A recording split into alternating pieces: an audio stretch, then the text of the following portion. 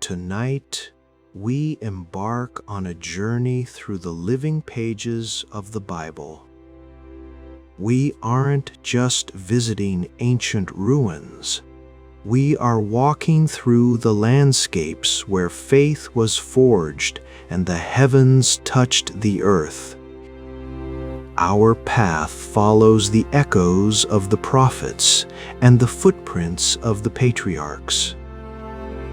We begin in the shadow of Babylon, where the pride of the tower met the confusion of tongues. We travel to the silent, salt-crusted remains of Tal el-Hammam, the site of Sodom's judgment, and stand before the fallen stones of Jericho, where the walls collapsed at the sound of a shout and a promise.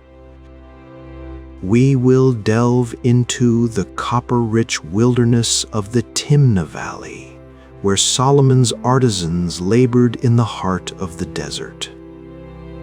And finally, we find our rest in the majestic, rock-hewn canyons of Petra, the Rose Cities of the Edomites, spoken of in the visions of the Old Testament. As these biblical horizons unfold before you, let the weight of the day lift. Allow these ancient stories of providence and power to steady your spirit as we journey toward sleep.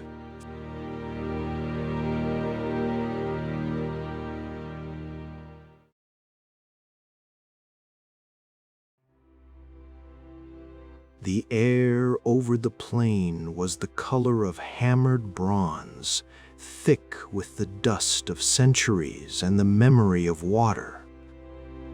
Here, between the two great rivers that once cradled civilization itself, the earth did not so much forget as it chose to remember differently. It folded time into layers of sun-baked brick and whispered ambition into the sirocco wind. And in the heart of this remembering, not far from where Baghdad would one day dream its own dreams, lay a squared impression in the earth, a colossal footprint of sun-dried mud and bitumen. This was Etemenanki.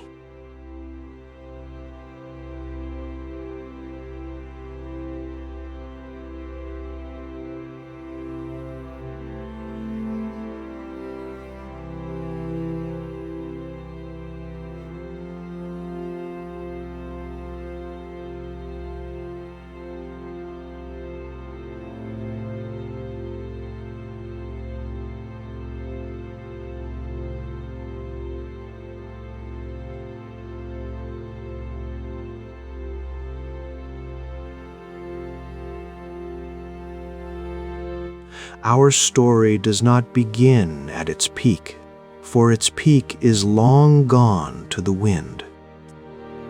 It begins at its roots, in the time of its making, when King Nebuchadnezzar II, his soul swelling with the divinity of kingship and the weight of an empire, decreed its completion.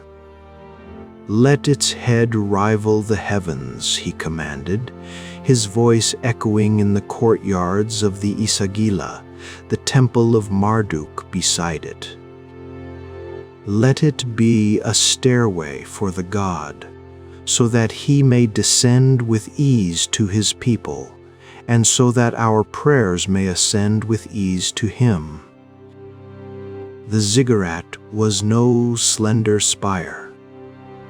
It was a mountain built by human hands, a terraced pyramid of 7 tiers, each painted a different sacred color, each a step closer to the realm of Anu, the Sky Father. The lowest tier was black for the underworld of Ereshkigal, then white, red, blue, orange, silver, and finally, at the summit, a brilliant gold for the sun. A triple staircase wound its way up its eastern face, a ritual path meant only for priests and kings. At the top stood not a tower but a shrine, bit Ahis, a house of the horizon.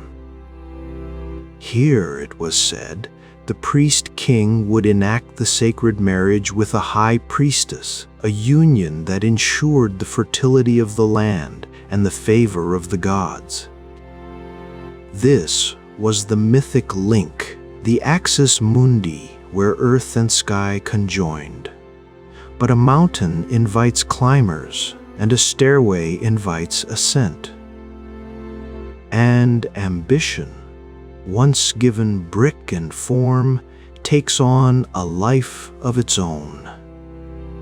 This is where the legend, nurtured by exiled Hebrew scribes gazing upon this wonder with a mixture of awe and theological terror, began to weave itself into history. They saw not a holy stairway, but a challenge. A unified humanity, speaking one tongue, saying to themselves, "Come, let us build ourselves a city and a tower with its top in the heavens, and let us make a name for ourselves, lest we be dispersed over the face of the whole earth." In their telling, Yahweh looked down, not with favor like Marduk, but with divine alarm. This is only the beginning of what they will do. And nothing that they propose to do will now be impossible for them.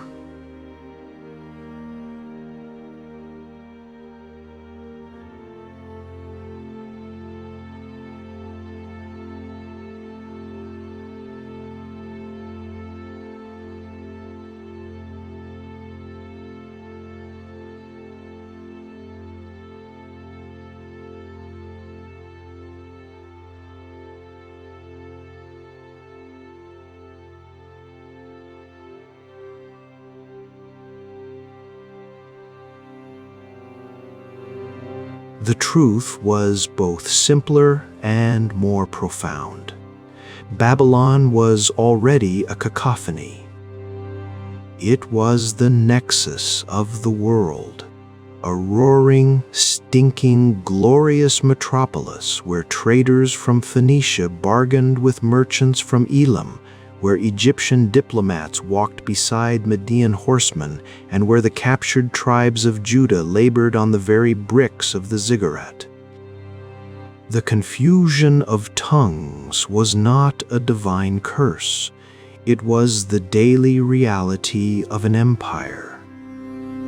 The tower did not cause the scattering. It was built by the scattered, a monument to the power that had gathered them all in one place. The legend was a mirror reflecting the profound human experience of being amidst a multitude, yet feeling profoundly alone, of seeing a path to heaven and finding the way barred not by God, but by the simple, heartbreaking inability to say, "Pass the brick," and be understood. Centuries passed.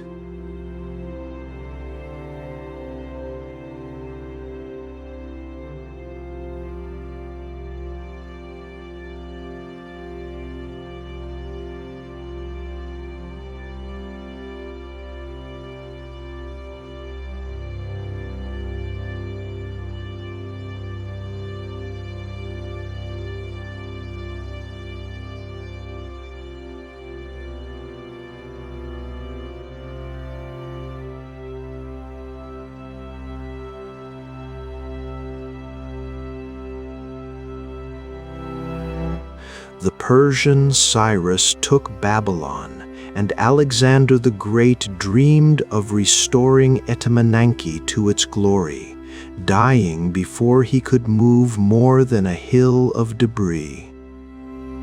Slowly, deliberately, the city of cities was quarried for its own bones.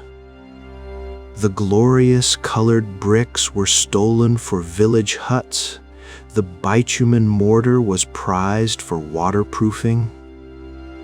Etemenanki, the foundation of heaven and earth, subsided back into the earth from which it was summoned.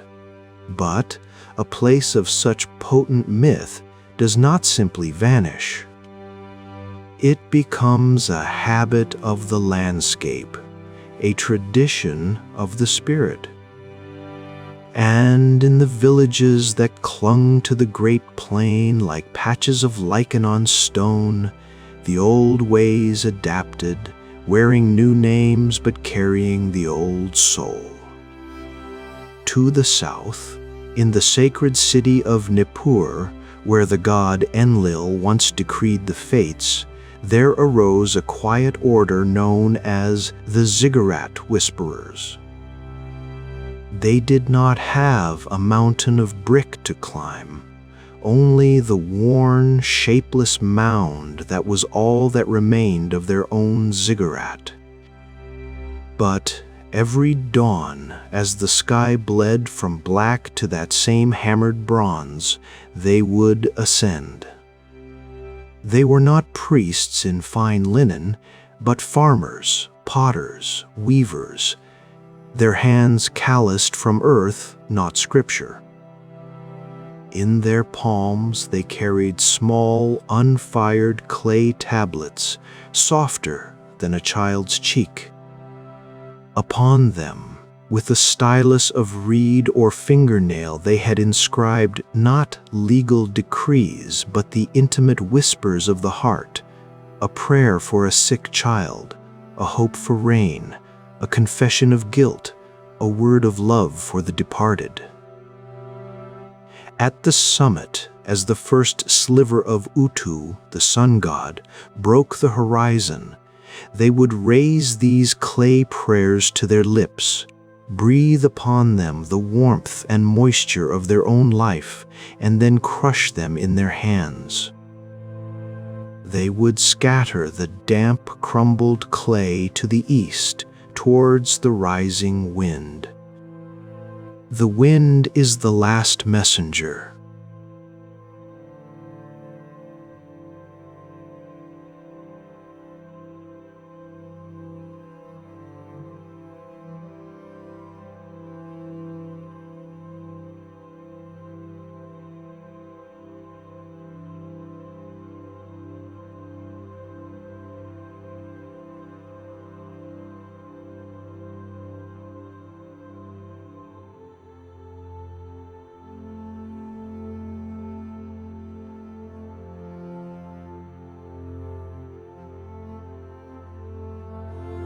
It needs no road, obeys no king, understands all tongues.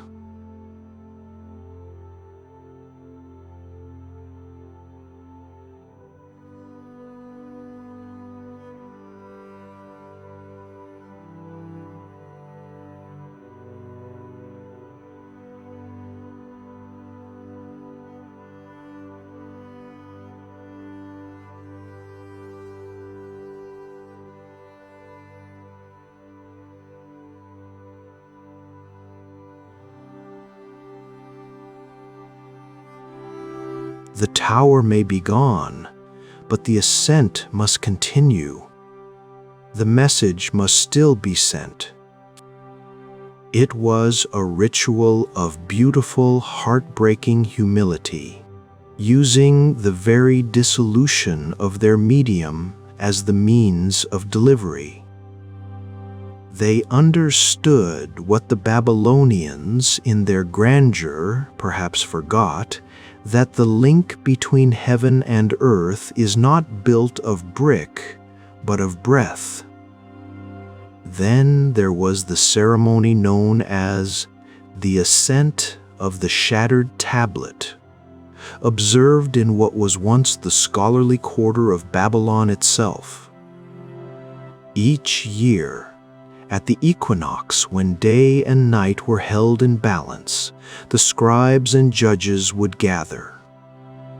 They bore not whole scrolls, but fragments, pieces of damaged law tablets, contracts with clauses worn away, legal codes from forgotten kings where the penalties were lost, leaving only the crimes. These fragments were placed upon a litter and carried in a solemn procession up the highest available ground, often the great squat mound that covered Etemenanki's base. The high priest, or later the eldest scholar, would wait at the summit. As the fragments were laid before him, he would not seek to reassemble the physical tablet. Instead, he would take two disparate pieces and hold them aloft. "What is broken seeks its whole," he would intone. The law says, "Thou shalt not," but the river has washed away the punishment. Does the crime now stand alone, eternal and unforgiven? Or does the gap invite a new mercy? He would then recite a reconciliation, not the original text, but a new interpretation that bridged the gap. A law about stolen sheep, with the restitution amount missing, might be reconciled with a fragment about seasonal forgiveness of debts. The new judgment would be written in the air, and then on a fresh tablet of water and clay to be dried by the same sun that had erased the old.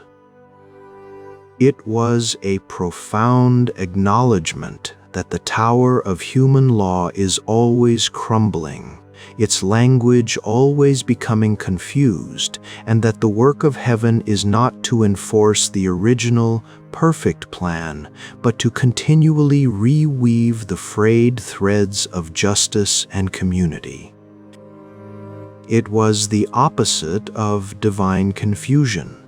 It was human reconciliation in the face of entropy.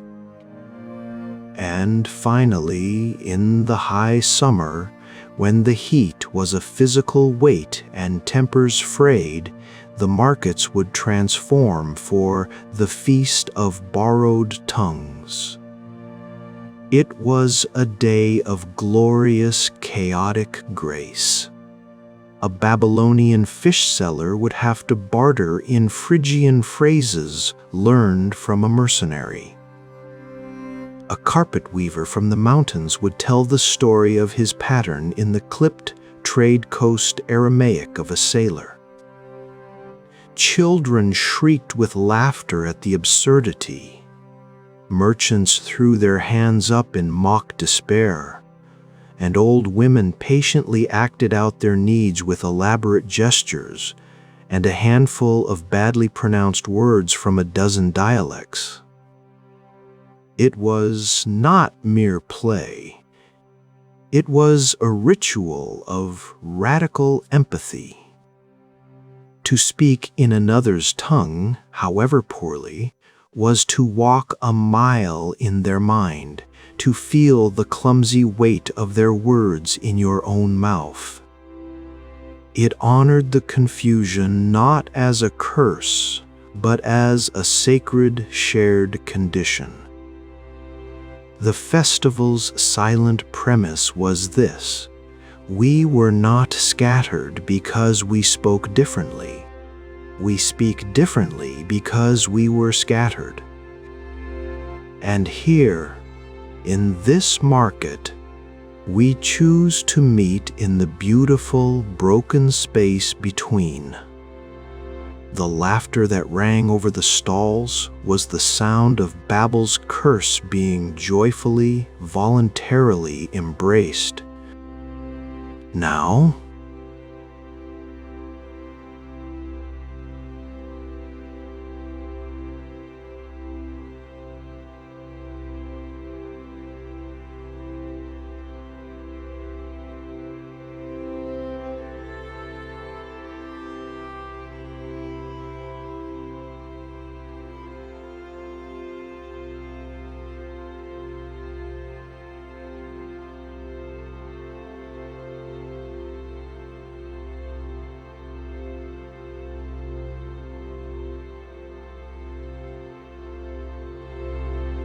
A young man named Duri, a descendant of exiled Judeans who had stayed, worked as a brickmaker. He knew the legend of his ancestors. He felt the weight of the tohu wabohu, the formless void, not in the cosmos, but in his own spirit. He was engaged to a girl from a family of ziggurat whisperers, a girl named Lisha. Their love was true, but a silent tension hung between them. His heritage saw the mound as a symbol of hubris and captivity. Hers saw it as a ladder of prayer. The day before the Feast of Borrowed Tongues, they had a quarrel.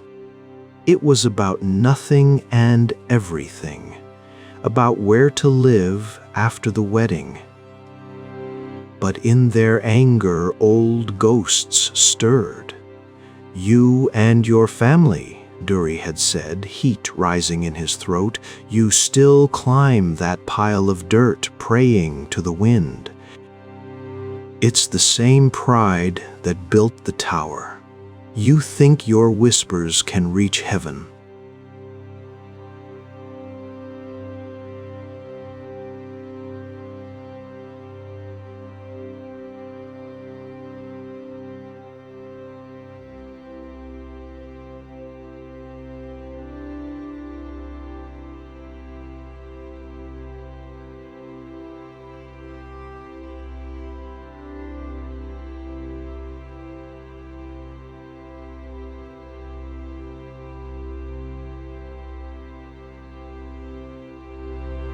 "And you," she retorted, "you carry the confusion in your very blood. You see a curse in every language that isn't your own. You are so afraid of being scattered again that you have built a wall around your heart."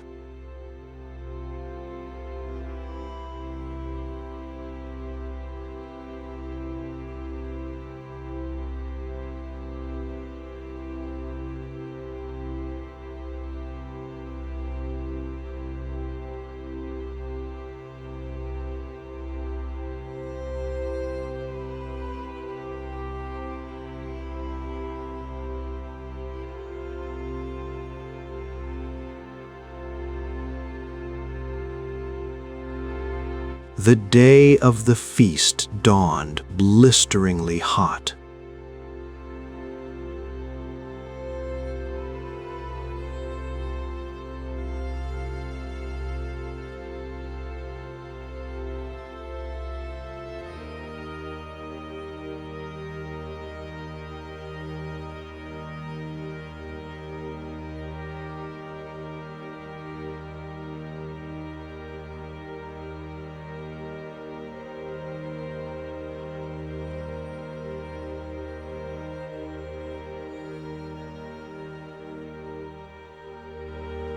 Duri, nursing his hurt, was forced to sell his bricks to a Persian horse trader.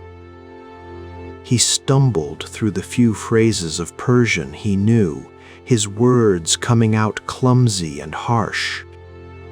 The trader, a kindly old man with eyes wrinkled from squinting at horizons, listened patiently.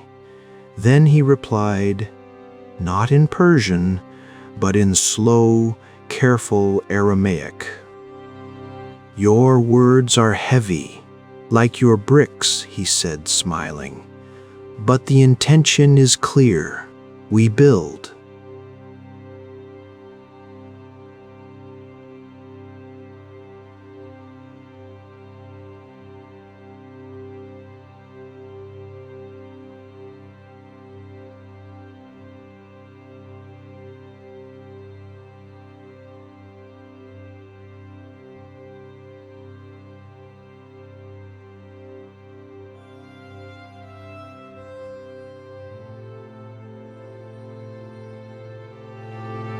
he saw Elisha across the square trying to buy dates from an Elamite woman.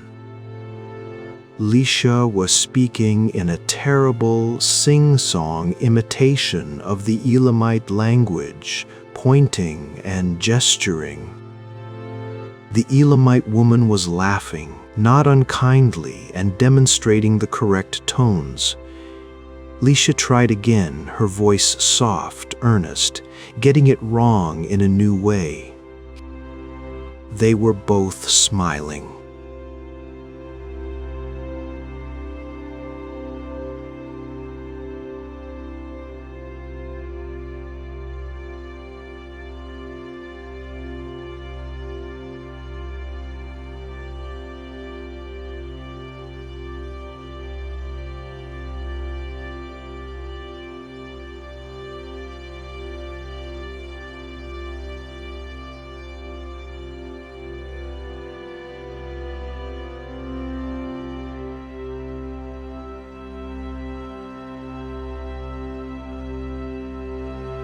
The refusal to attempt the clumsy, imperfect translation of one heart to another.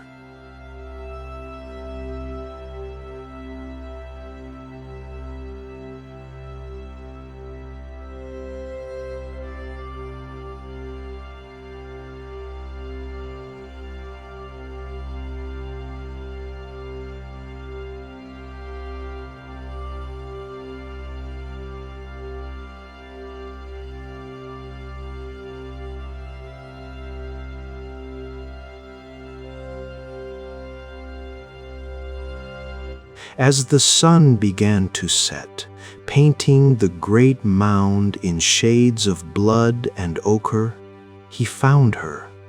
He did not speak.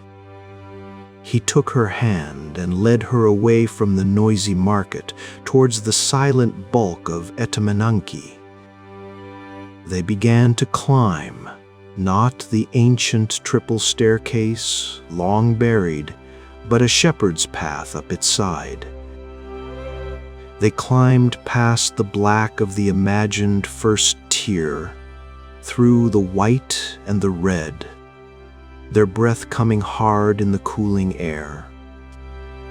They did not stop until they stood on the highest, flattest part of the ruin, where the golden shrine of Marduk might once have stood. Below them, the plain stretched to a purple infinity, dotted with the lights of cooking fires. The wind, the eternal messenger, swept across the summit. Duri turned to Elisha. He opened his mouth, but no words came. All the apologies in Aramaic, in Babylonian, in the old Hebrew of his prayers felt insufficient. They were the wrong languages for this sky, this wind, this shared silence. So he borrowed a tongue. He reached into the pouch at his belt. A brickmaker always has clay, and took out a small, damp lump. He knelt there on the foundation of heaven and earth, and with his skilled, blunt finger he began to inscribe not a word, but a picture into the soft surface. He drew a simple, clumsy shape. Two figures, hand in hand, standing beside a slanted line for the mound, with wavy lines above for the wind. He did not write her name or his. He wrote their togetherness. He held it out to her. She looked at it, and her eyes, reflecting the last of the sun, filled with tears that were not of sadness.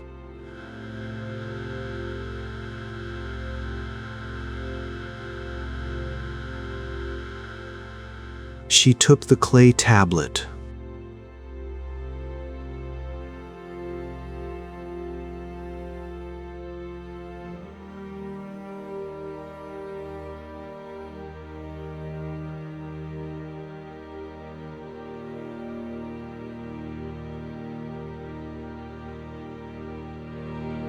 Instead, she took his stylus finger and guided it.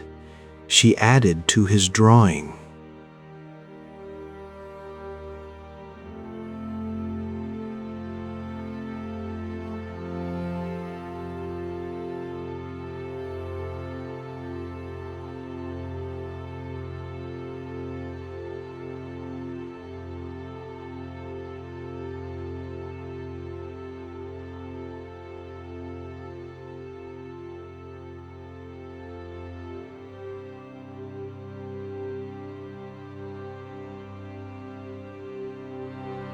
Then she brought the tablet to her lips.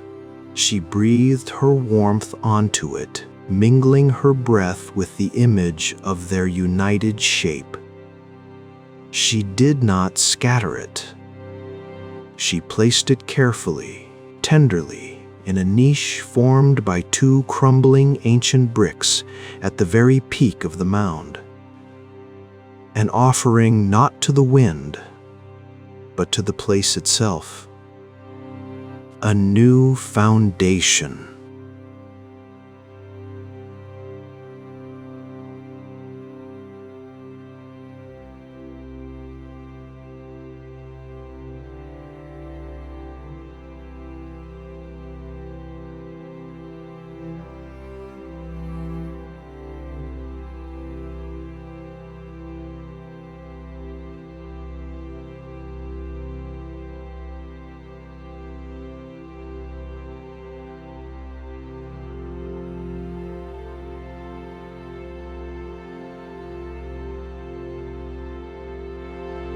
And the confusion was never about the words, he replied, finding his own voice at last. It was about learning to listen for the meaning beneath them. They descended in the dark, hand in hand, their personal languages reconciled not into one, but translated into a third silent tongue that belonged only to them. The mound of Etemenanki stood behind them, no longer a symbol of fractured ambition or a lament for lost unity, but a testament to the perpetual human condition. We are always building our towers, and they are always crumbling. We are always speaking in borrowed, broken tongues, and we are always, if we are brave, trying to understand.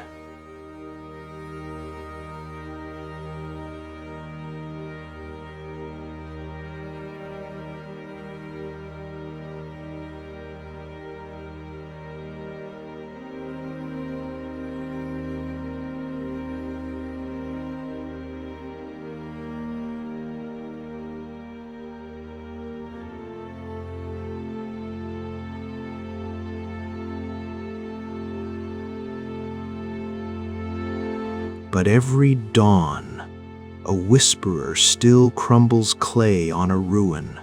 Every equinox, a scholar still reconciles broken laws. And every midsummer, in a marketplace somewhere, someone laughs as they butcher a phrase in a language not their own. And in that laughter is a prayer more potent than any uttered in a golden shrine. The link between earth and sky was never the bricks. It is the breath that carries the prayer. It is the hand that makes the gesture of peace. It is the heart, brave and foolish and glorious, that never stops trying to ascend, even when the staircase has long since turned to dust. The story of Babel is not a story of an ending. It is the story of how we begin, again and again and again, to build a bridge across the beautiful, bewildering silence between us.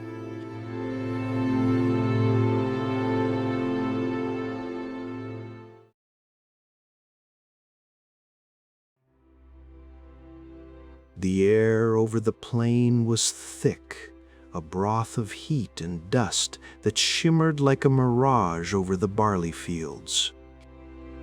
It was the season of al-Mustaqim, the straight path of the sun, when the world seemed to hold its breath.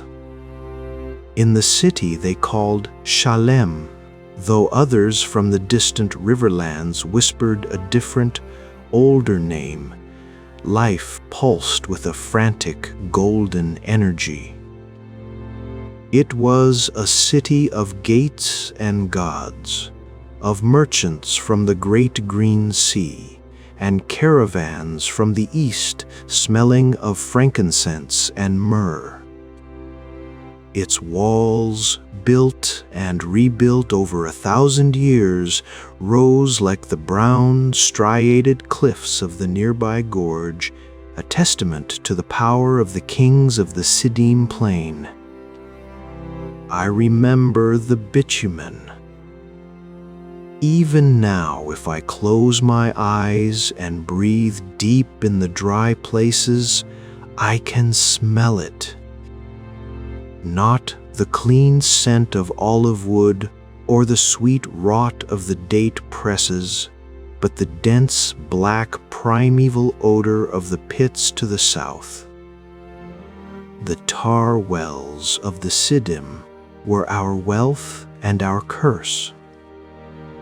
Men worked there, their skin glistening and permanently stained, hauling up lumps of the black substance that would seal our ships, waterproof our granaries, and bind our bricks. It was wealth that flowed like a dark river, and every new moon, the chief merchant priest would stand before the small temple of Milcom, the tribal god, and pour a libation of the finest liquid bitumen upon the altar stone. The smoke would rise, thick and acrid, a black prayer for continued fortune. As this pitch binds stone to stone, he would intone, so bind our city to prosperity, our covenants to eternity.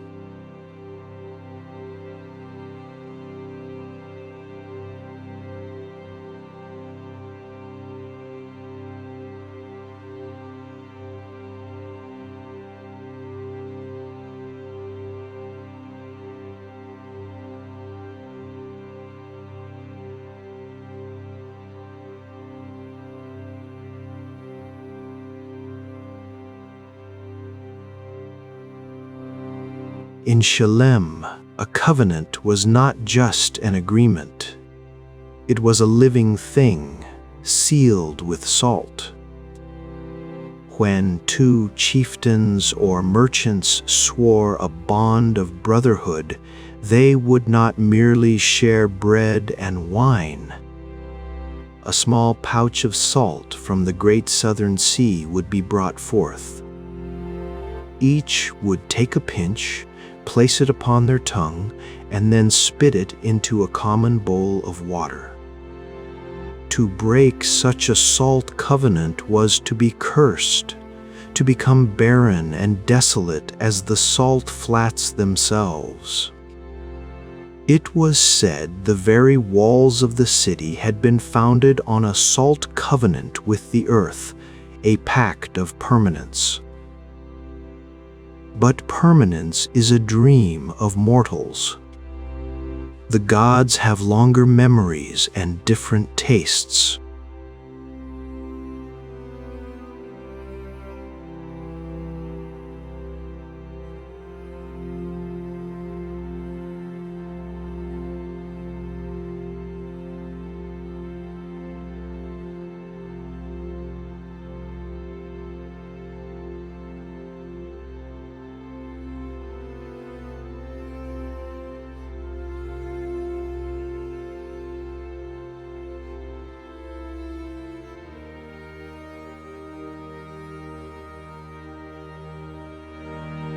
It was not a pillar of salt that came later in the songs of wanderers, but a great, smoothed monolith of basalt, taller than 2 men.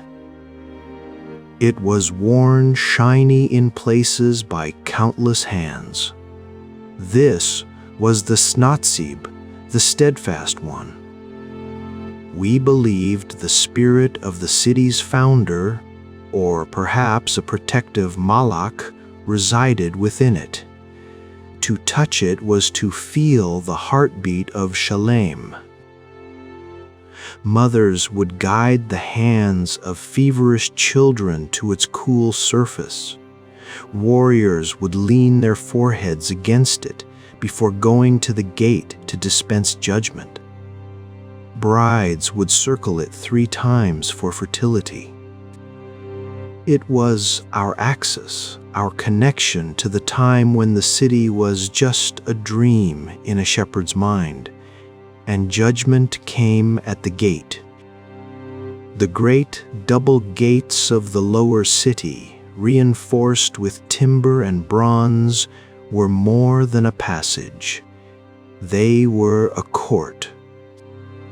Each morning, as the heat began to build, the elders would assemble on stone benches in the shaded archway. Here disputes were settled. A stolen goat, a contested field boundary, a marriage contract gone awry. The principle was simple, drawn from the desert code that underpinned our settled splendor. Justice must be seen, must be public, must be as impartial as the blazing sun. I sat there as a scribe's apprentice, recording the proceedings on broken potsherds, the charcoal sticky in my fingers. I heard the pleas, the lies, the occasional cry of true injustice. The air in the gate was always moving, a dusty breeze carrying the smells of dung, baking bread, and humanity.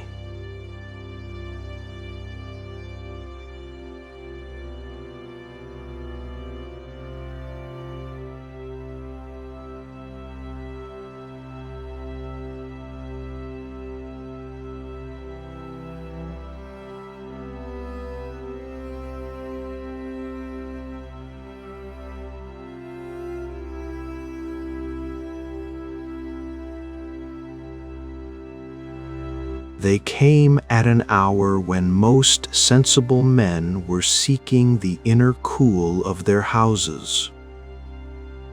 The sun was a hammer on the anvil of the plain. 2 of them, dressed in simple, dusty travel wear, but there was a strangeness about them. Their faces were sharp, their eyes too clear, as if the heat and dust did not touch them. They moved with a purpose that was not the harried purpose of merchants. A ripple of silence followed them through the market stalls. They went straight to the house of Lot, the most prominent of the city's few desert-born chiefs, a man who maintained the old ways even as he profited from the new. He was at the gate that day judging a case, and when he saw them, he paled beneath his beard. He rose, dismissed the case with a hurried wave, and all but ran to the men, bowing low, his forehead nearly touching the dust at their feet. He ushered them away, toward his compound near the western wall.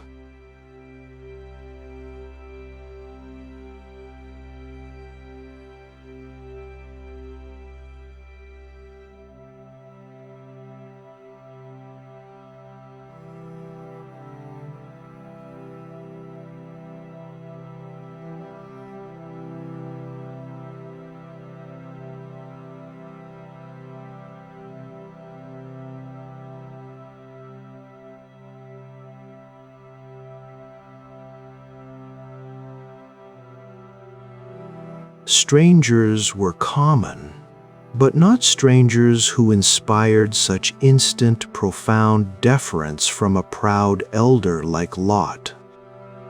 Some said they were powerful sheikhs from the southern deserts. Others, with nervous glances toward the high place, muttered about messengers. The air, already heavy, seemed to grow thicker.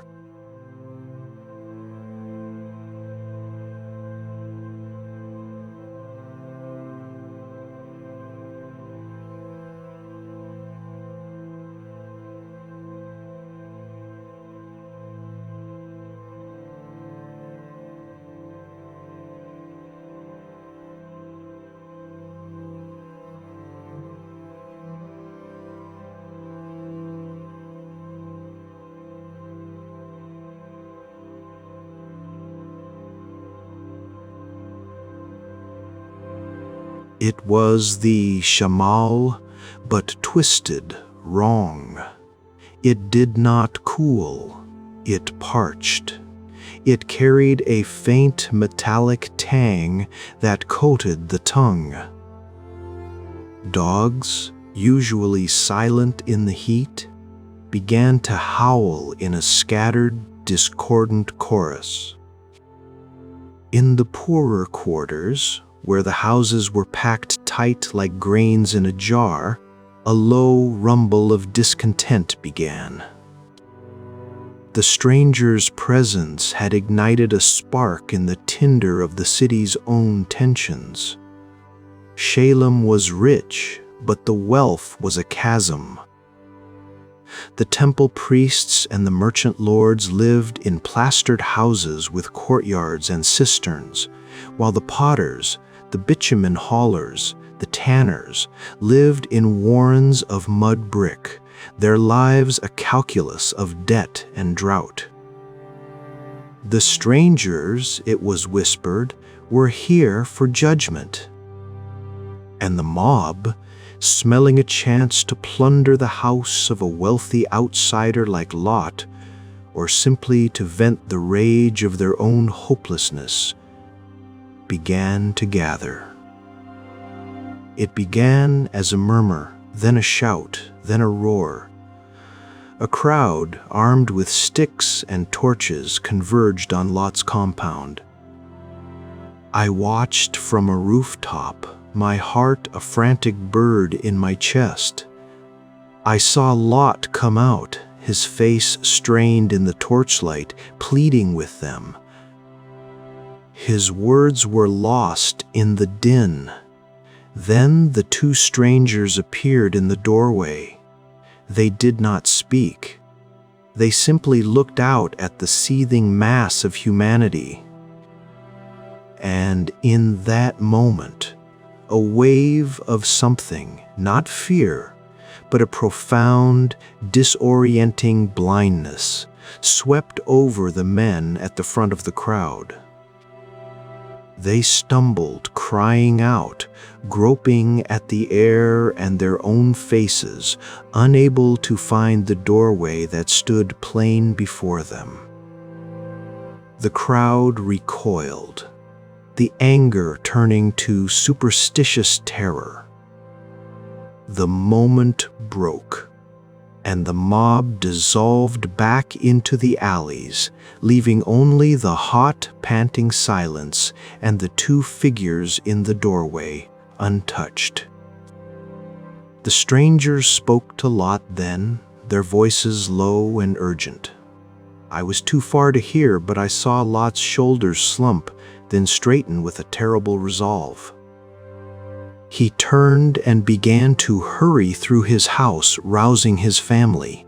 The message was clear: leave now.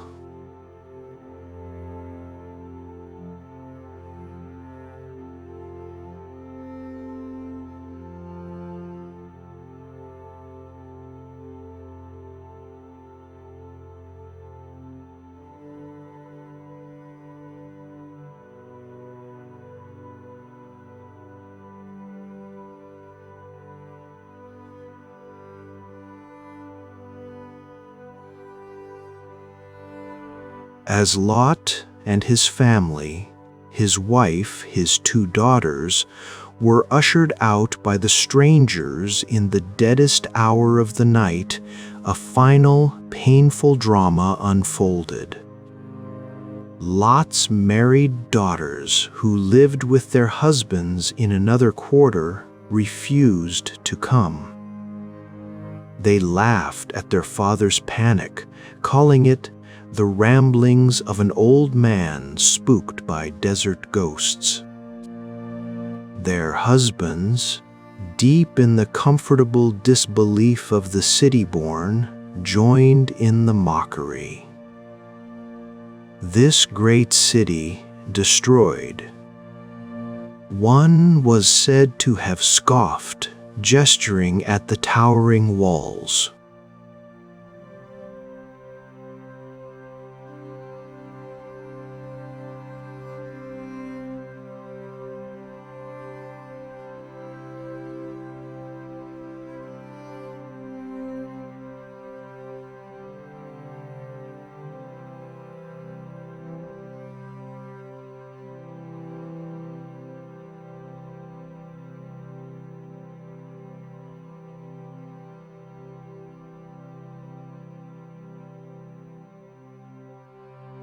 What can the desert send against us that our archers and our gods cannot turn aside?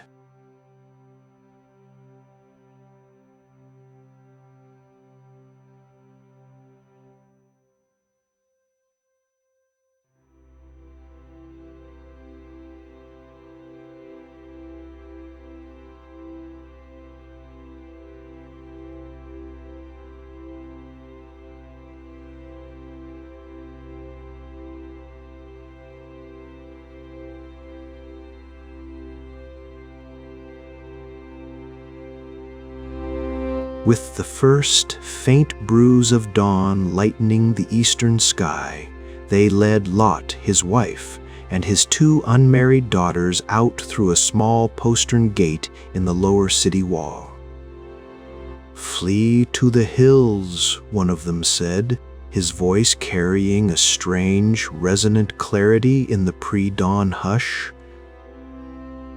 "Do not look back. Do not stop anywhere on the plain. Flee for your lives." And then they were gone, the 2 strangers, not back into the city, but simply not there. Lot, gripped by a terror that finally had a name, pushed his family into a run toward the small town of Zoar, a speck on the edge of the plain. He begged to go there, thinking it small enough to be spared.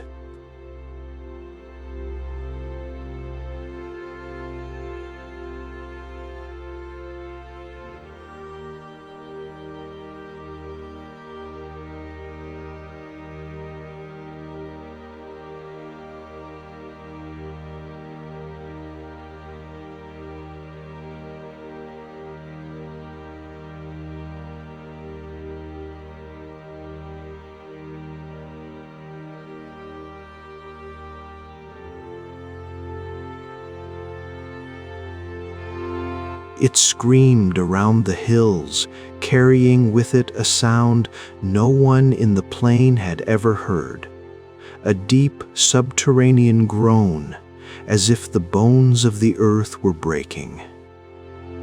I did not flee. Fool that I was, young and bound to the city by every thread of my life, I climbed to the highest point of the Acropolis, near the empty shrine of the goddess. I had to see.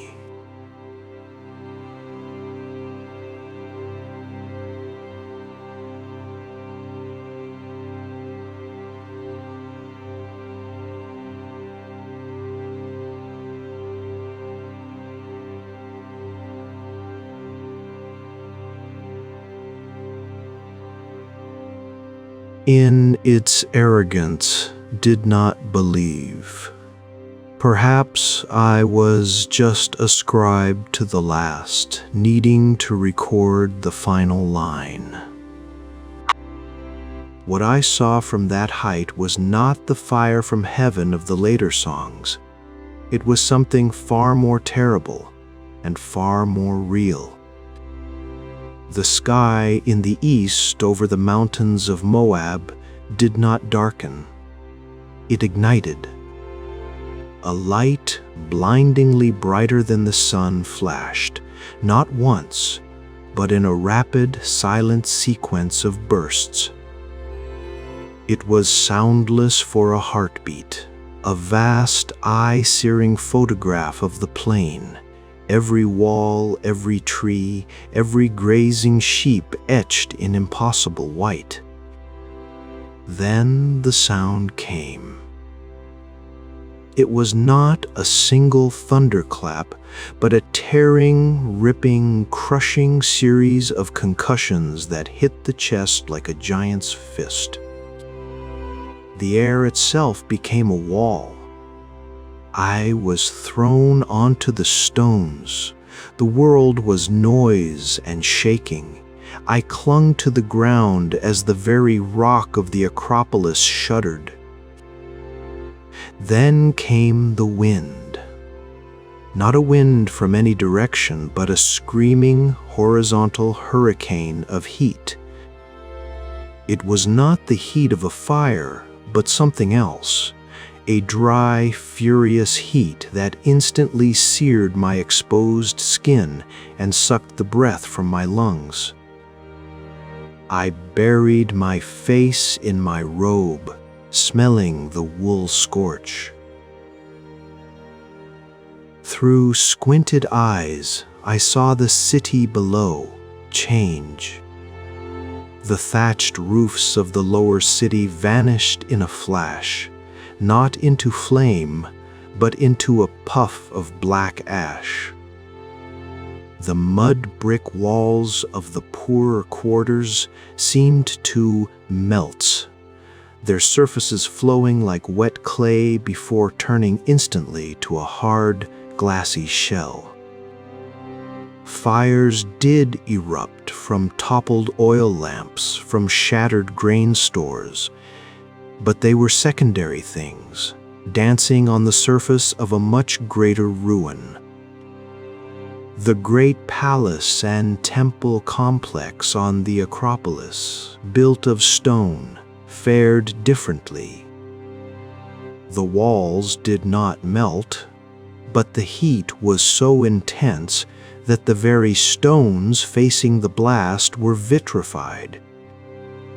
I saw it later. Patches of the mud mortar between the stones had turned to greenish glass, and the outer faces of the limestone blocks were blistered and spalled, as if they had been held in a potter's kiln for a century. The pillar, the great Natsib, stood.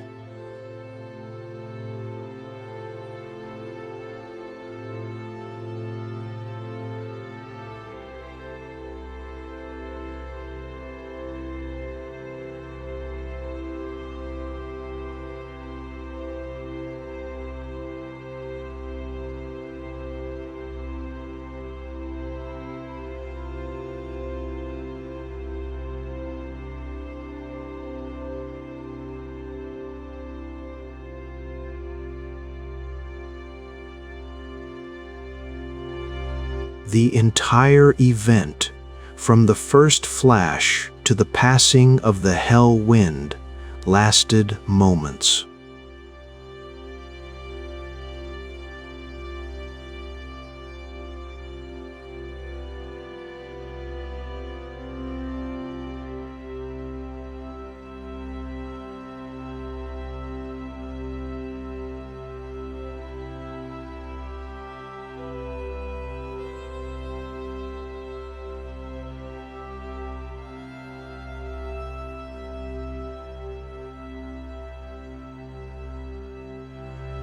Then there was a silence more profound than any I had known.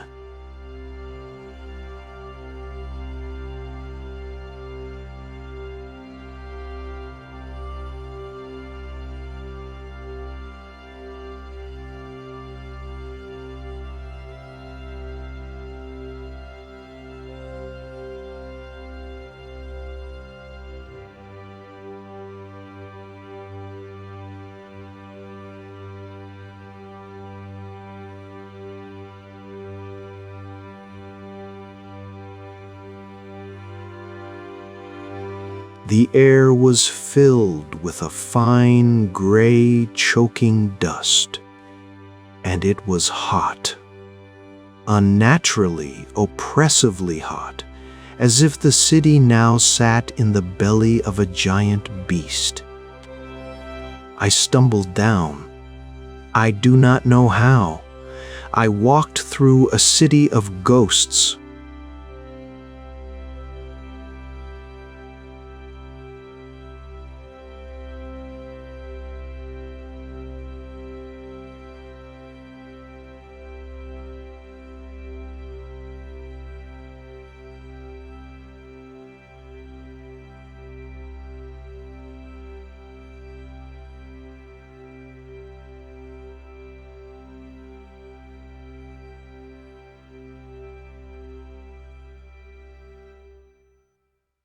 Not dead in the conventional sense, though many were, struck down where they stood.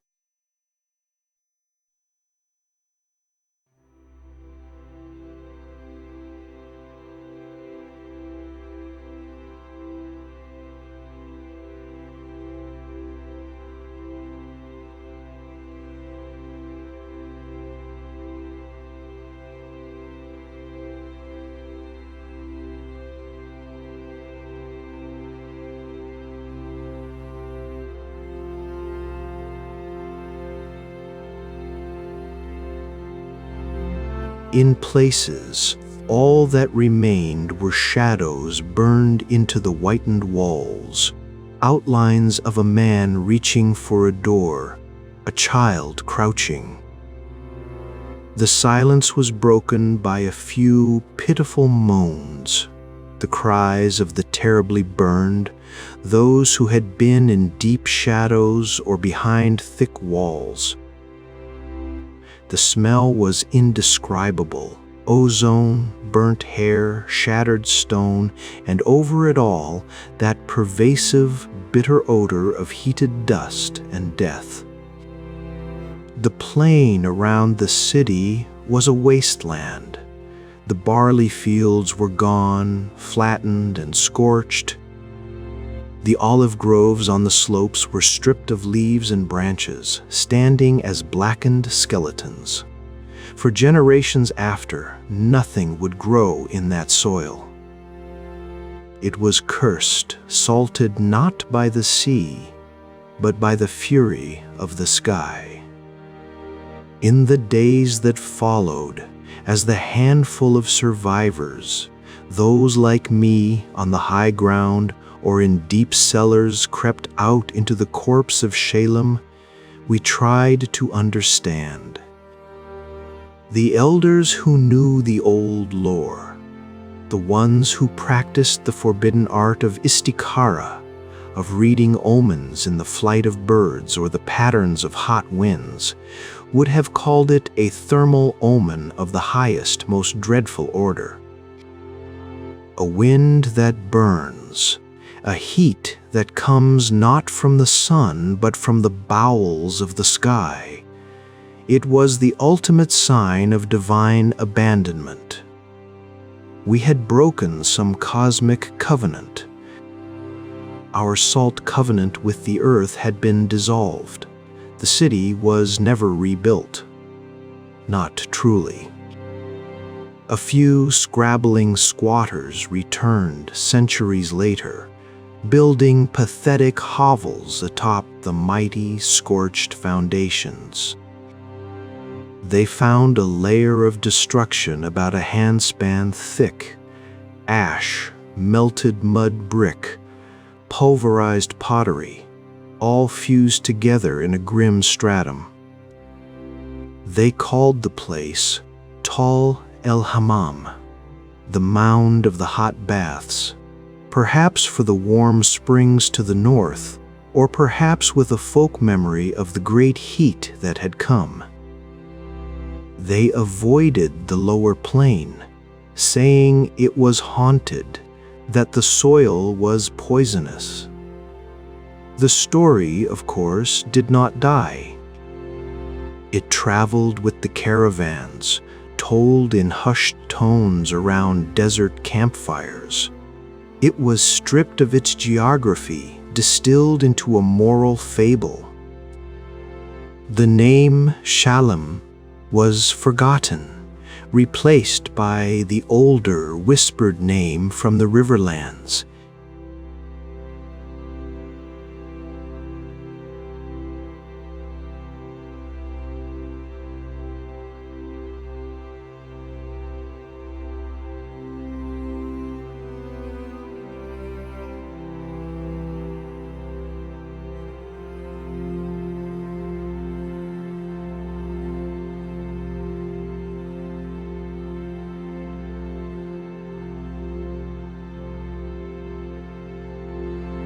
Lot's wife, who had hesitated, who had turned for one last look at the home she loved, was transformed in the telling. In our reality, she likely perished in the blast, one of the many anonymous shadows.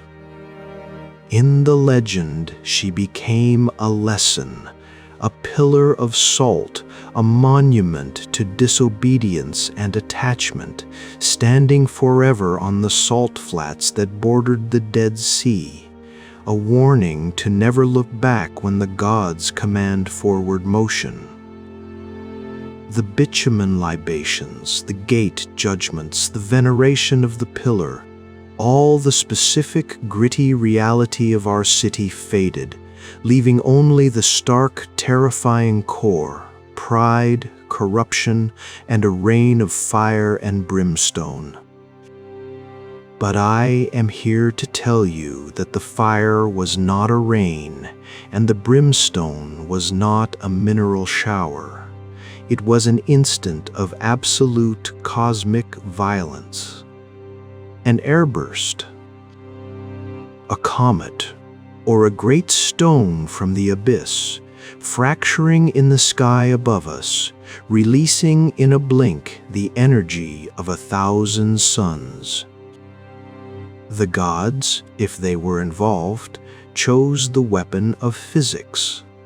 The heat, the blast, the subsequent centuries of barrenness, all match the wounds of a celestial impact. The saltiness of the soil, perhaps from the shattered bedrock, perhaps from the sea spray of a tsunami that might have rushed up the valley from the Great Sea, drawn by the cataclysm.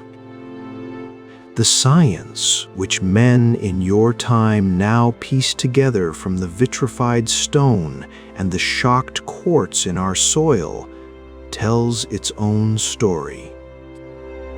It is a story written in the geology of our annihilation. Yet, even knowing this, I tell you the legend is also true.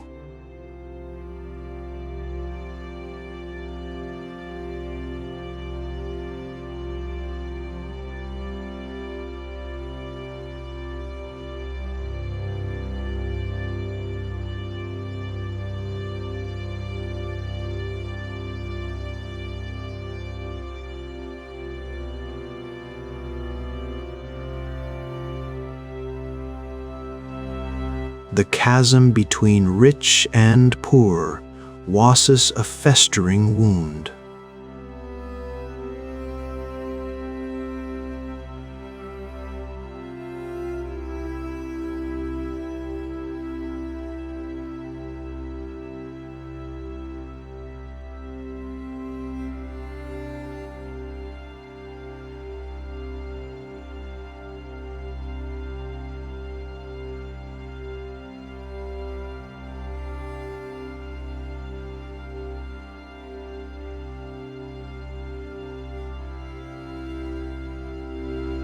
We had poured our libations of black pitch and forgotten the libations of mercy.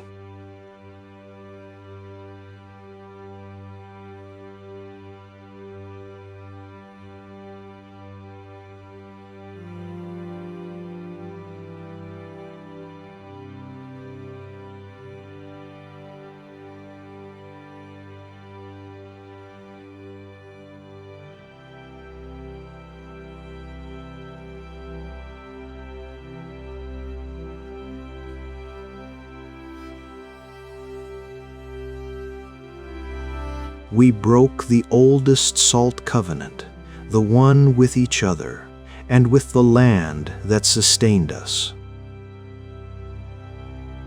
I am the last witness.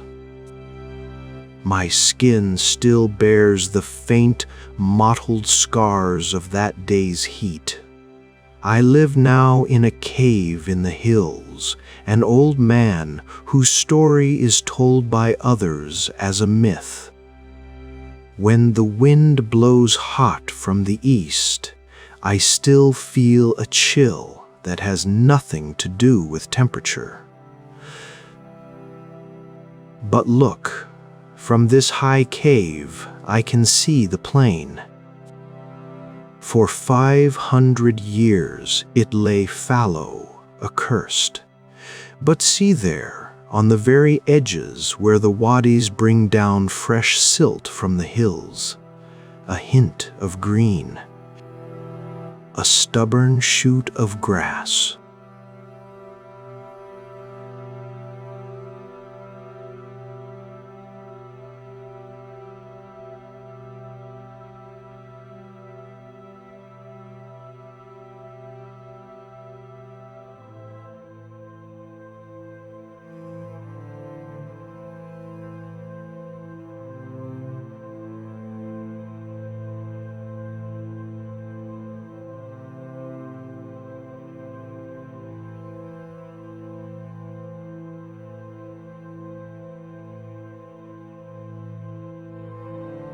It can be weathered, diluted by time and fresh water.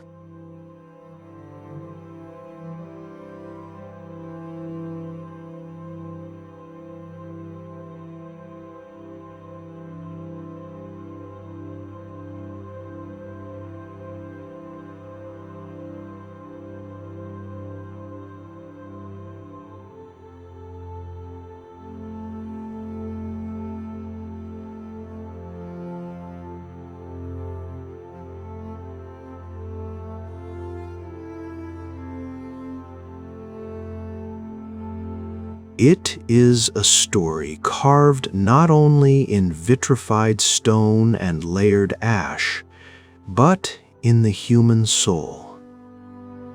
It is a warning etched by fire that civilizations are fragile, that prosperity without justice is a foundation of sand, and that the sky, for all its serene blue, remembers.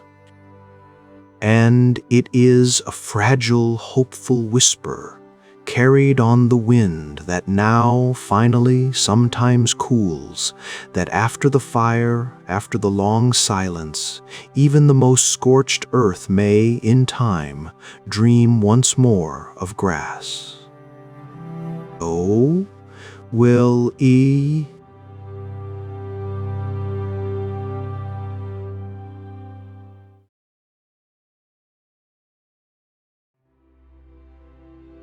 The air over Jericho is a kind of memory in itself, thick with the ghosts of water and the scent of dust that has never known rest. It hangs, a pale gold veil, over the great humped tells of el-Sultan, where the earth has swollen with the bones of cities, each one built upon the silent collapse of the last. To stand here is to feel the vertigo of deep time, a sensation not of looking back, but of standing upon a ladder whose lowest rungs are lost in a warm, primordial dark. This is not merely one of the oldest cities on earth. It is a place where time folded in on itself, where walls that shook the world did not just fall, but melted back into the very soil, becoming story, becoming song, becoming a whisper in the cracks of sun-baked brick. We call it a whisper. The children of Jericho know it best. In the long, slanting light of late afternoon, when the heat begins to bleed from the stones, you will see them, small figures clambering over the vast excavated scars of the tell. They press their ears to fissures in the mud brick, to the deep, shadowy seams between the cyclopean stones of the Neolithic tower. Their parents and grandparents call it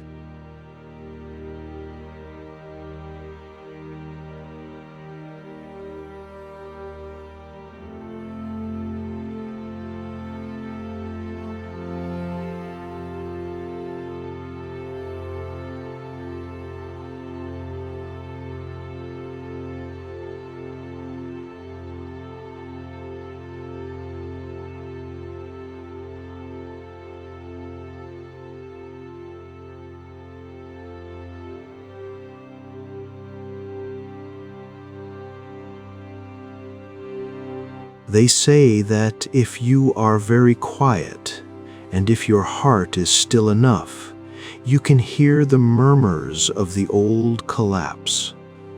Not a crash, but a sigh, a low, grinding exhalation of mortar and ambition giving way. An older boy might tell a wide-eyed younger one,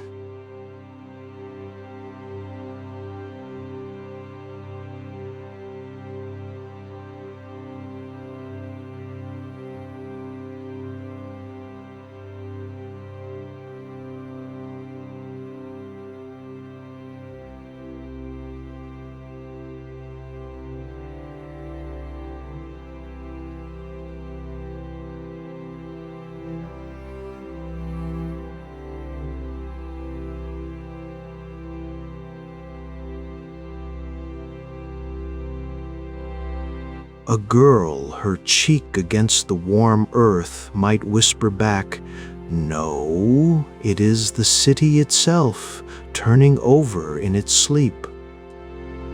The walls they listen for are the very stuff of legend. The book of Joshua speaks of them in sentences that feel like the beat of a drum.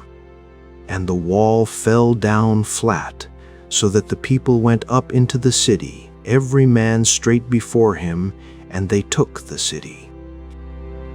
For millennia, this was the story, a divine trumpet blast, a thunderous collapse, a gateway for a people into a promised land. The very word Jericho became synonymous with impenetrable fortification, and with its miraculous, shocking fall. But the earth beneath es-Sultan tells a slower, more complex tale. Archaeologists, with their trowels and brushes, have peeled back the onion skin of history here, revealing not one wall, but many. A nest of fortifications built, destroyed, rebuilt, and abandoned across 11,000 years. The earliest settlement, a Natufian camping ground, predates pottery, predates metal, predates almost everything we think of as civilization. Then came the proto-city of the Neolithic, a stunning, sprawling community of perhaps 3,000 souls, unimaginable for its time. They built not just a wall, a mere barrier, but a formidable stone rampart, and within it that mysterious, enigmatic tower, a hollow, conical structure of stone stairs winding into the dark, perhaps a watchtower, a temple, a celestial observatory, or a communal granary. Its purpose is lost, but its shadow remains, a physical manifestation of a collective dream of permanence. This is the first and greatest of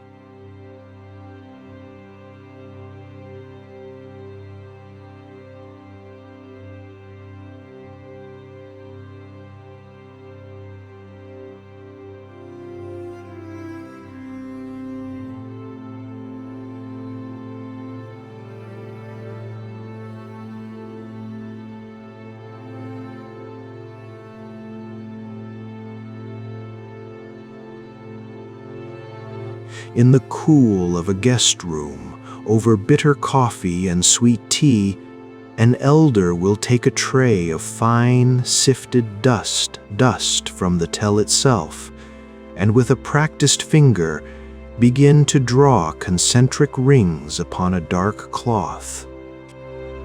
See, the elder's voice, dry as parchment, will say,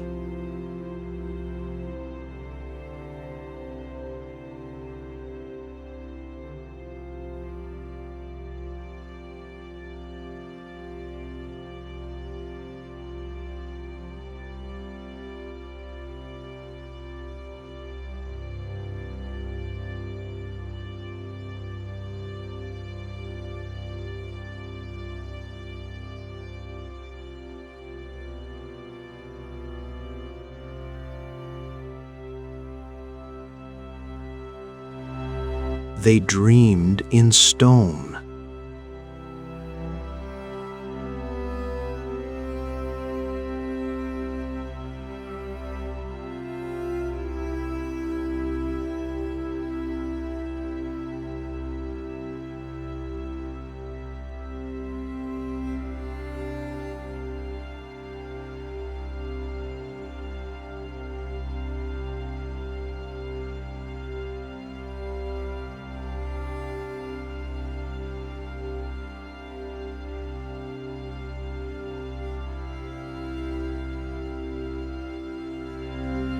It holds the ash of the first great burning.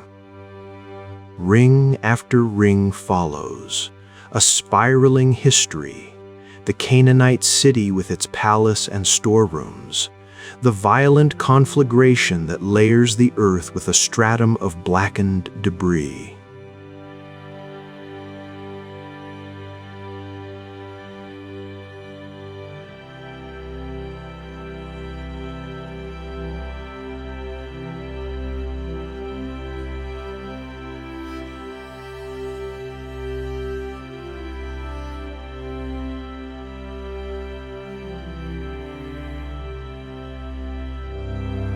Then the rings of smaller, poorer villages, of a Herodian winter palace down by the springs, of Byzantine churches, of an Umayyad caliph's estate, of Crusader fortifications, and finally, the modern town. 7 major circles of life, death, and rebirth, each defined not by a date, but by the very texture of its ruin. The walls did fall, the elder concludes, letting the dust fall from his fingers back onto the cloth, blurring the clear lines.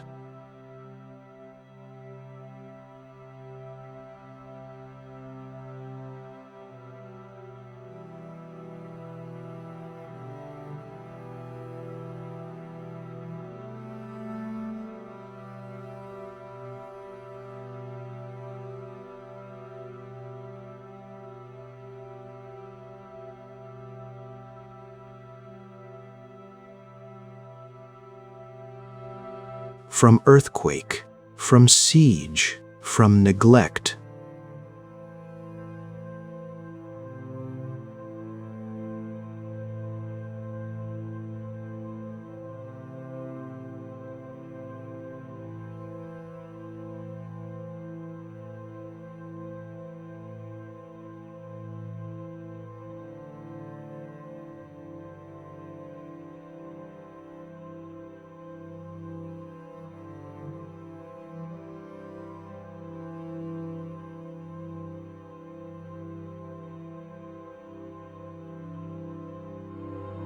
They are not different stories.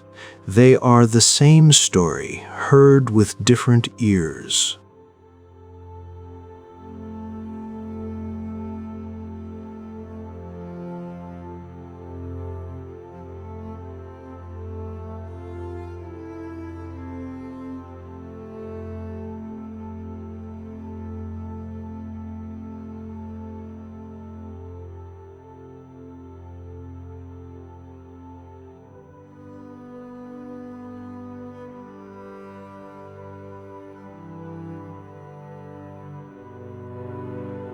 The people of Jericho have developed rituals to feel its pulse.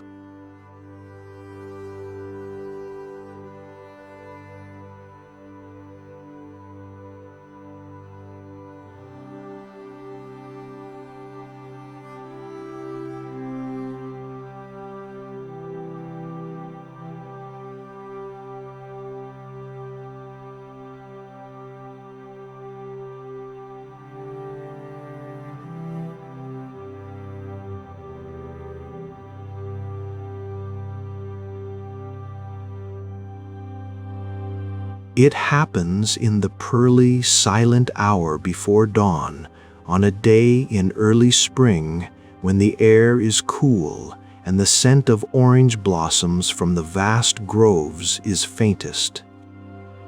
A group gathers, never with fanfare. They are old and young, farmers, teachers, shopkeepers. Without a word, they begin to walk. They do not follow the modern paths. Instead, they trace a wide, slow circle around the base of el-Sultan, their feet seeking not stone, but a memory of stone. They are walking the ghost line of the ancient walls, the very circumference of the legendary city. It is a walk of profound silence. No prayers are chanted, no songs are sung. The only sounds are the shuffle of feet on gravel, the distant crow of a rooster, the first call to prayer drifting from a minaret like a ripple in the still air. In that silence, the participants are asked to feel the threshold, the space where outside became inside, where safety met danger, where community was defined by a barrier of mud and stone. To walk it now is to acknowledge that the barrier is gone, that what defines a people is more durable than any wall, yet more invisible. They walk until the first sliver of sun catches the very top of the tell, gilding it in fire, and then, as if by unspoken agreement, they disperse, carrying the silence back into the noise of the day. Then there is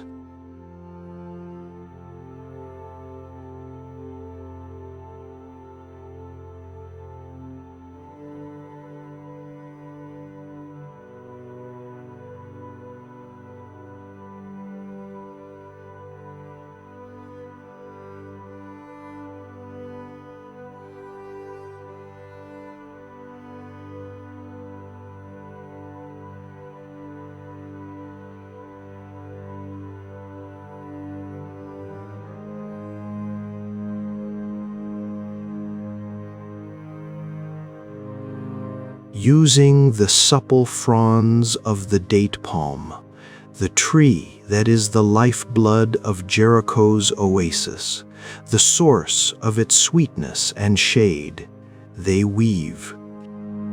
With meticulous care, they create intricate, beautiful scale models of the famed walls, the sloping glacis, the parapets, the mighty gates.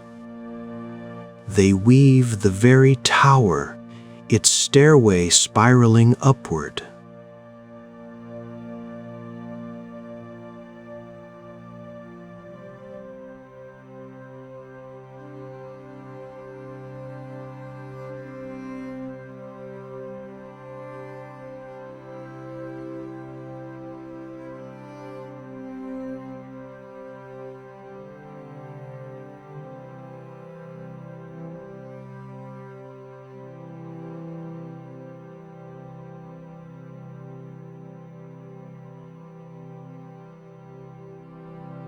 The weaving can take days, the fronds soaked and coaxed into perfect submission. The finished piece is a marvel of folk art, a miniature fortress of delicate, golden-brown lattice. And then, in a quiet moment, often with only family present, they begin to unravel it. Thread by threaded frond, the wall is deconstructed.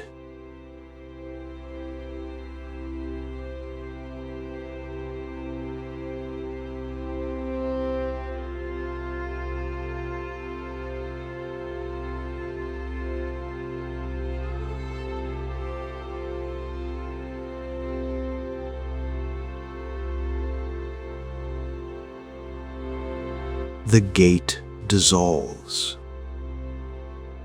It is a ritual unbinding of voluntary collapse. There is no sadness in it, but a profound understanding. What is built will fall, the artisan might say softly, as the last piece comes loose in their hands. The palm reed returns to the earth, the wall returns to dust. But the hand that remembers how to build, and the heart that knows why it falls, these remain. The unbound fronds are often returned to the soil at the base of a living palm, a perfect circle of remembrance. It is around these traditions that the story of the walls breathes most deeply. Let me tell you a story woven from both the whisper in the stones and the dust of the circles. It is the story of a woman named Sela and of a season of unusual dryness. Sela was a teacher, born and raised in the modern town, her life framed by the lush green of the oasis and the constant tawny presence of the tell on the horizon. She understood the history, had walked the unseen threshold, could even weave a passable reed wall. But the stories felt to her like beautiful heirlooms, respected, but kept in a mental cupboard. Her world was one of practical concerns, her students, the dwindling water in the spring of Elisha, the political tensions that hummed like a trapped fly against every window. One year, the rains failed, not just a little, but catastrophically.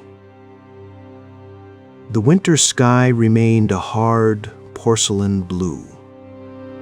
The springs, which had gushed forth since the time of Joshua, who, the Quran tells us, led his people to a town where they were told, "Enter the gate prostrating and say, 'Relieve us of our burdens,' sank to a listless trickle. The great palm groves, always a rustling symphony, grew still and anxious. Dust, the oldest resident of Jericho, reasserted its reign, coating leaves, choking the air, finding its way into every crevice of life.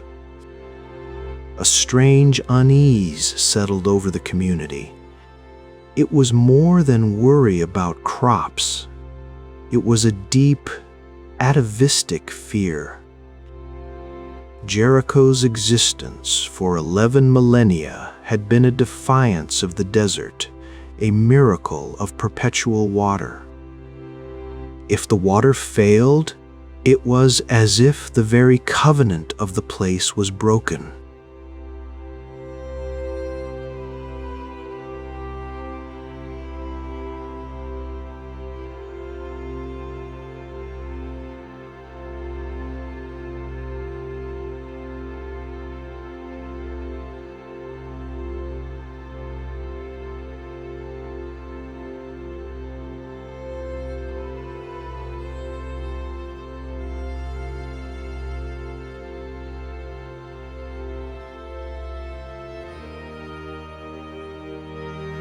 Elders spoke in hushed tones of cycles, of great collapses that were not just of stone, but of fortune. The children, sensitive to the mood, spent more time at the tell, their ears pressed to the stones with a new urgency. Layla, seeking solace, took to walking the perimeter of the tell in the evenings, away from the ritual silence of the dawn pilgrimage. One evening, as a hot, gritty wind blew from the east, she saw her young nephew, Sammy, and his friends at the base of the great Neolithic tower. They were not playing. They were stock still, a line of small statues, their ears glued to a long, deep crack in the ancient masonry. "What do you hear today, Sammy?" she asked, trying to sound light. He turned to her, his face uncharacteristically solemn. "It's angry, Amik," the whisper.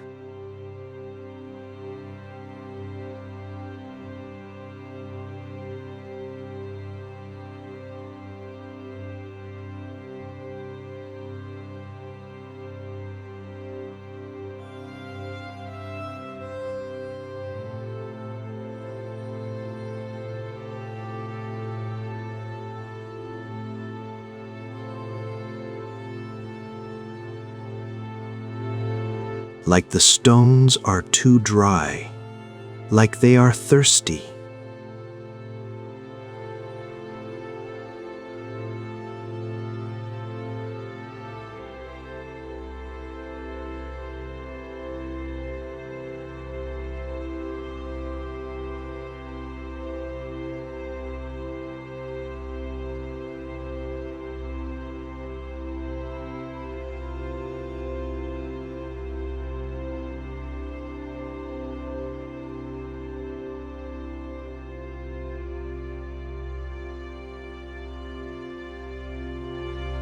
One little girl said, "It says the ground is forgetting how to hold the walls up."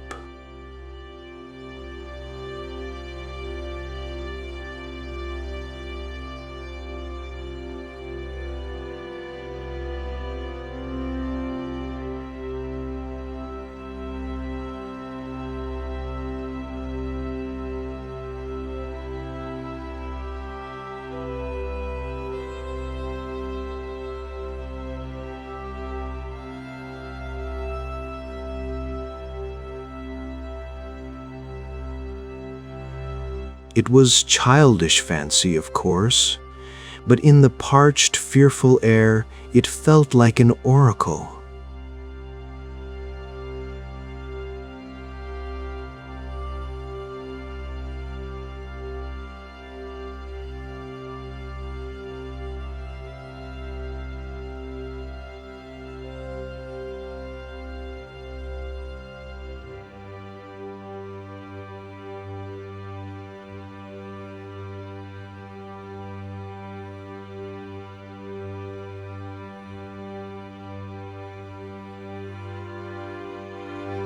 The phrase echoed, "The ground is forgetting how to hold the walls up."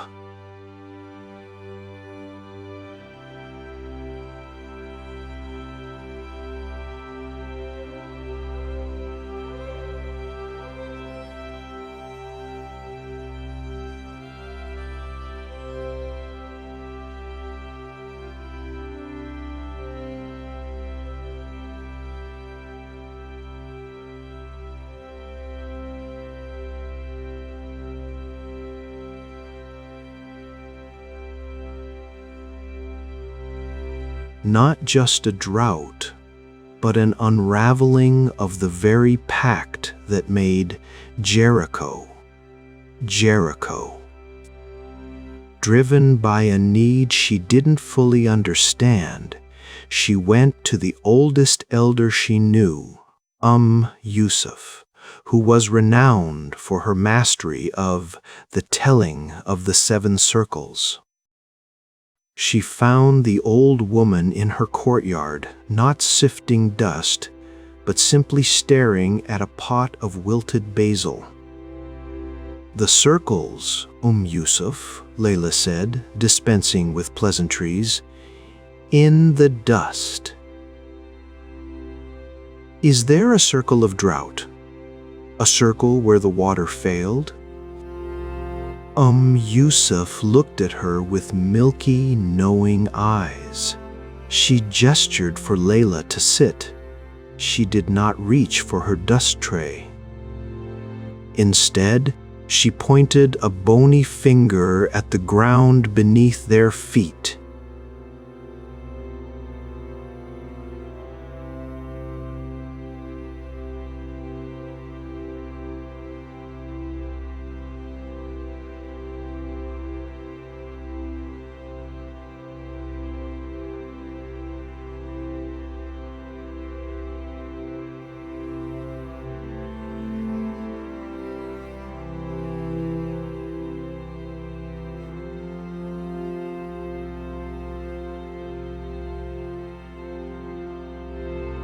"But you asked the wrong question."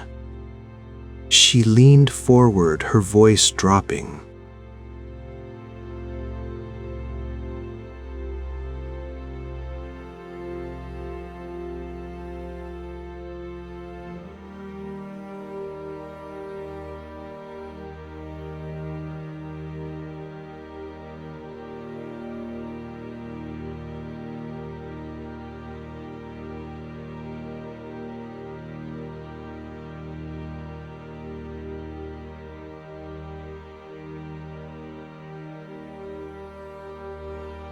She shook her head slowly.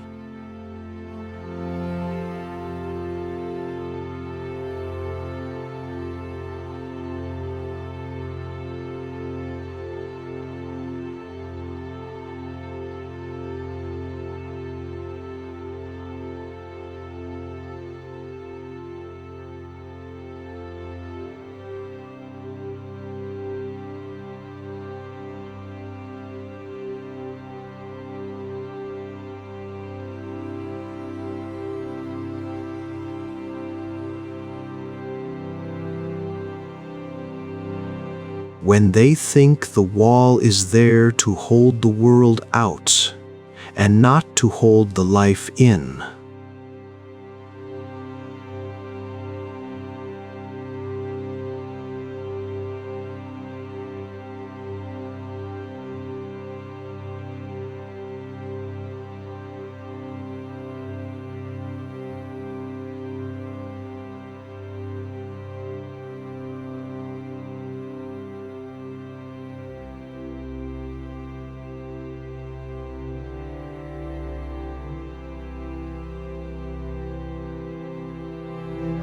They thought their walls made them safe, but the wall is not a shield. It is a vessel for the community, for the memory of the spring.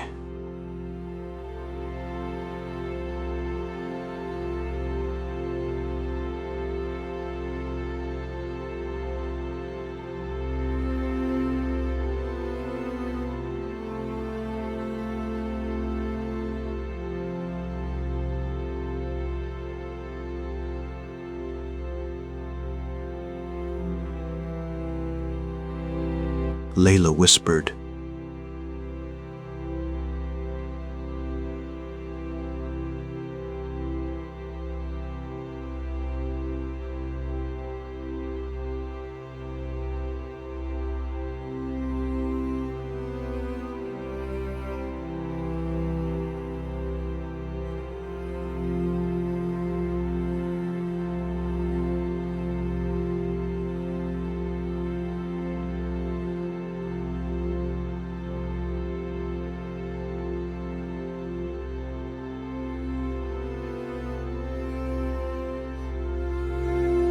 "And empty vessels," the elder said, tapping the dry clay pot beside her, "shatter in the sun, or are buried by the next layer of dust." The words struck Layla with the force of truth.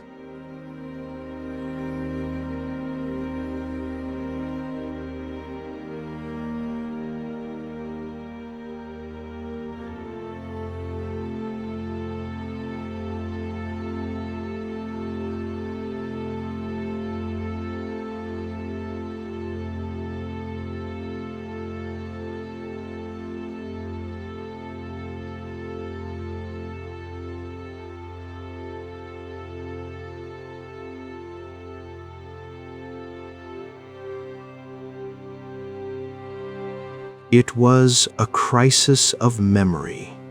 They were fearing the collapse of their world while forgetting what their world was built upon. It was not built on invincibility, but on resilience, on the constant, humble return to the source.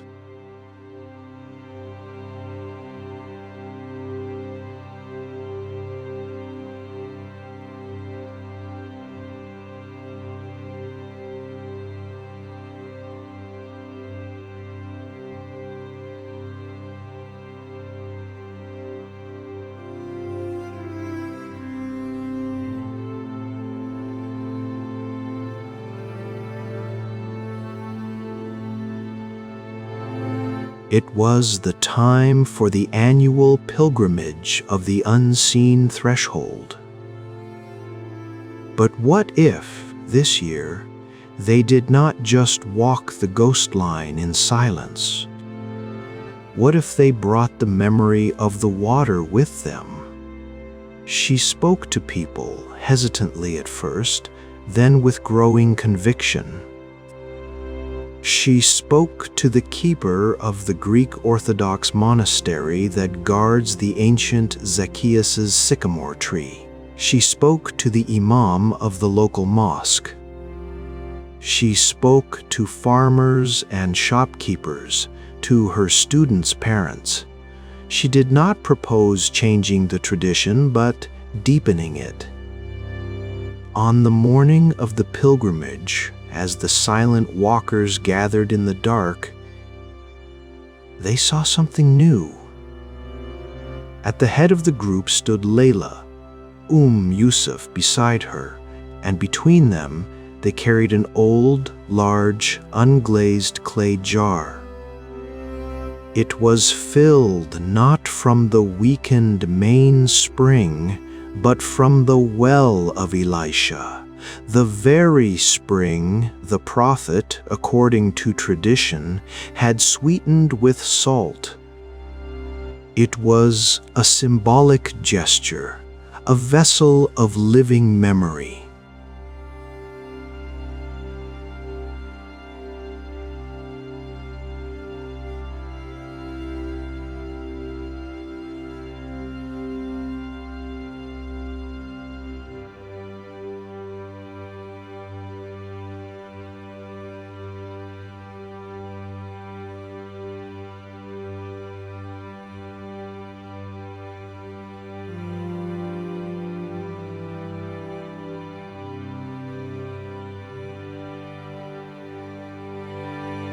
It was focused on the sloshing of water in the great jar, a soft, rhythmic sound like a heartbeat.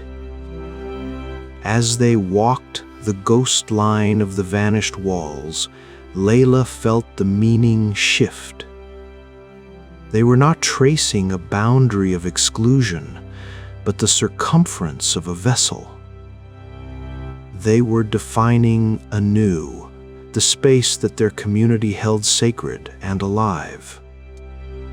With each step, the sound of the water seemed to grow louder in the stillness, a quiet anthem against the dryness.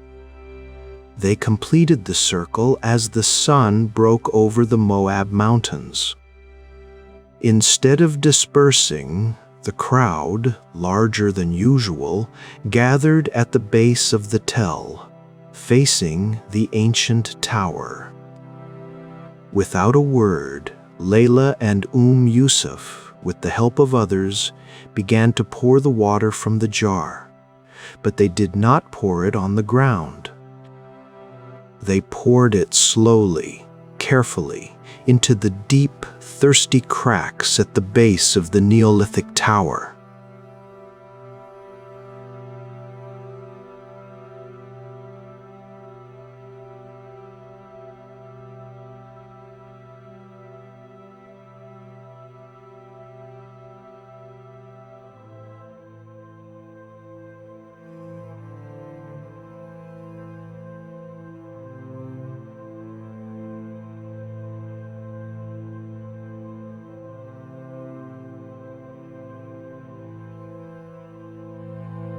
It was a simple, profound act.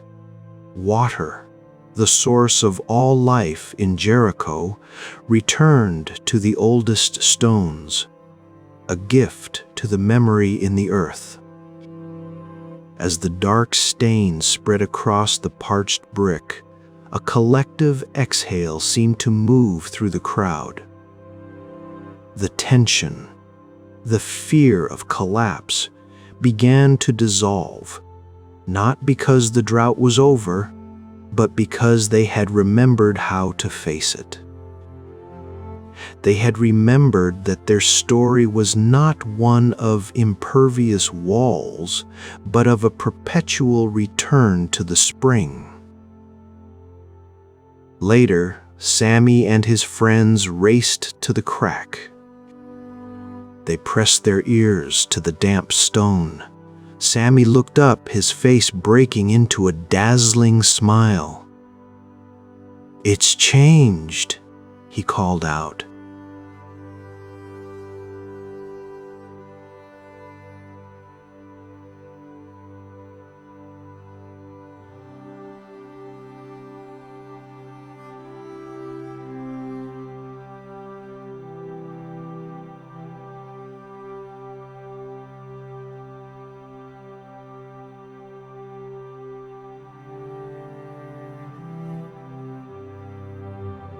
It sounds like the water running deep under the ground.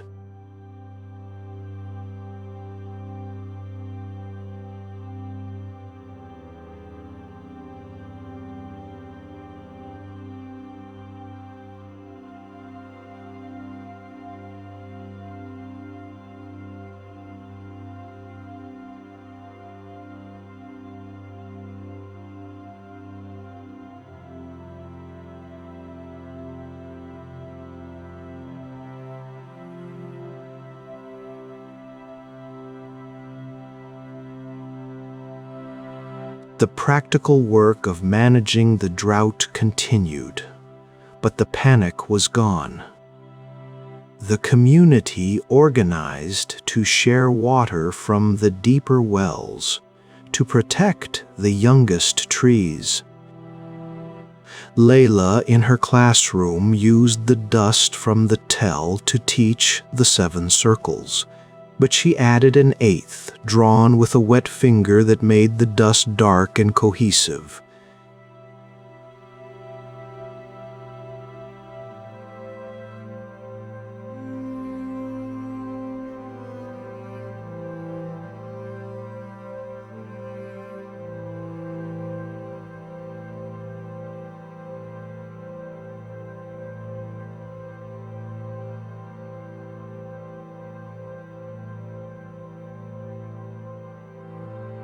The circle of remembrance.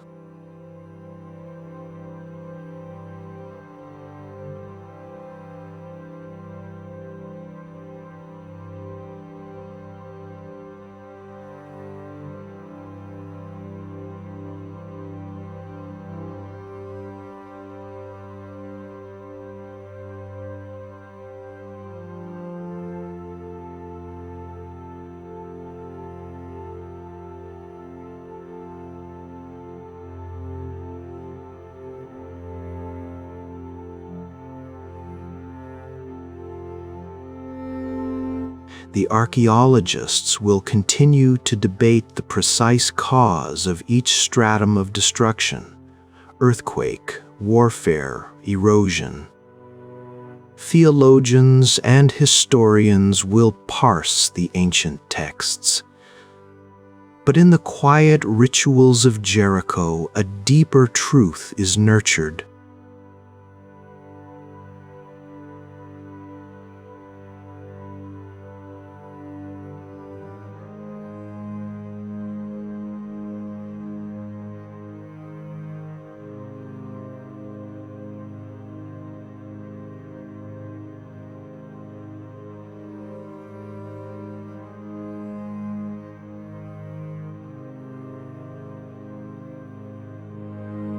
Their collapse is not a footnote of failure, but the very heart of the city's legend. For it is in the acknowledgement of collapse that the resilience of the spirit is carved.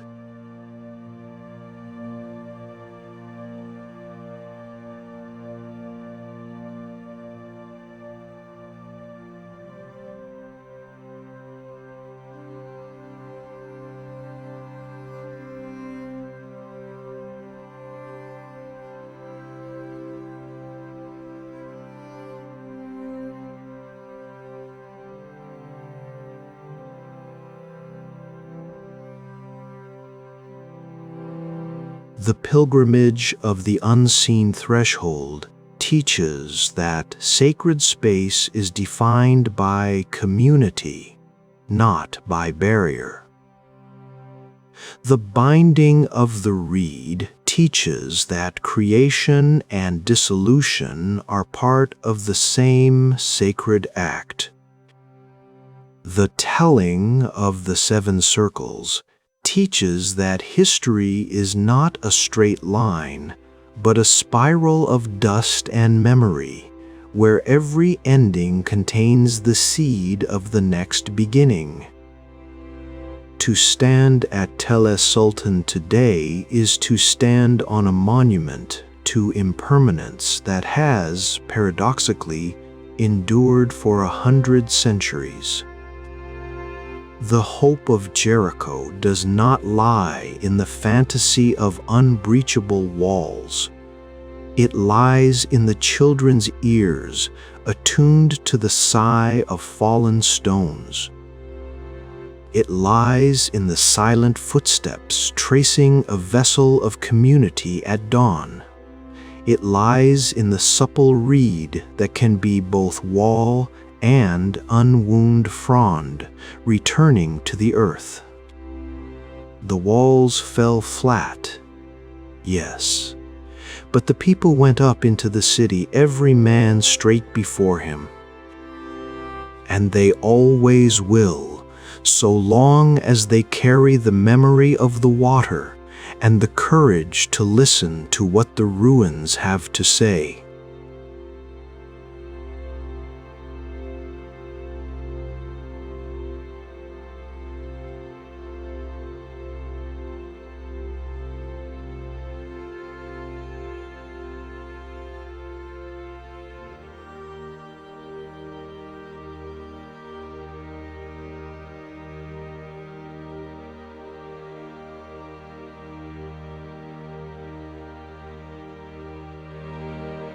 The city is the story that grows, like a palm tree from a crack in the rubble, reaching always for the sun, its roots drinking deep from the hidden, remembered spring.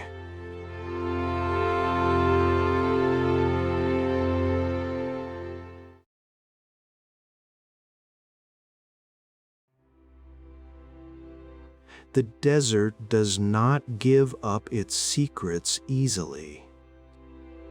It holds them close, buried under shifting dunes and locked within sandstone cliffs that glow like embers at dawn and dusk.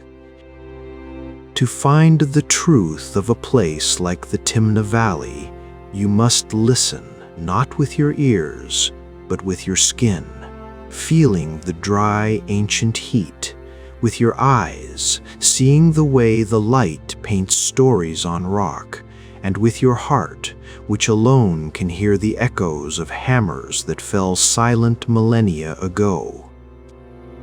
This is a story of fire and silence, of metal and myth, of a king whose name rings through history and the nameless ones who truly built his legend. It begins, as all desert tales do, with a journey into the emptiness. From the modern road, Timna appears as a wound in the earth, a vast circular basin of surreal, rust-colored rock fringed by the stern gray mountains of the Negev and the distant, jagged red teeth of Edom in Jordan. The air shimmers, a visible heat haze that dances and distorts the pillars of stone known as Solomon's columns. It is a landscape that feels both dead and intensely alive, a monument to patient, relentless creation.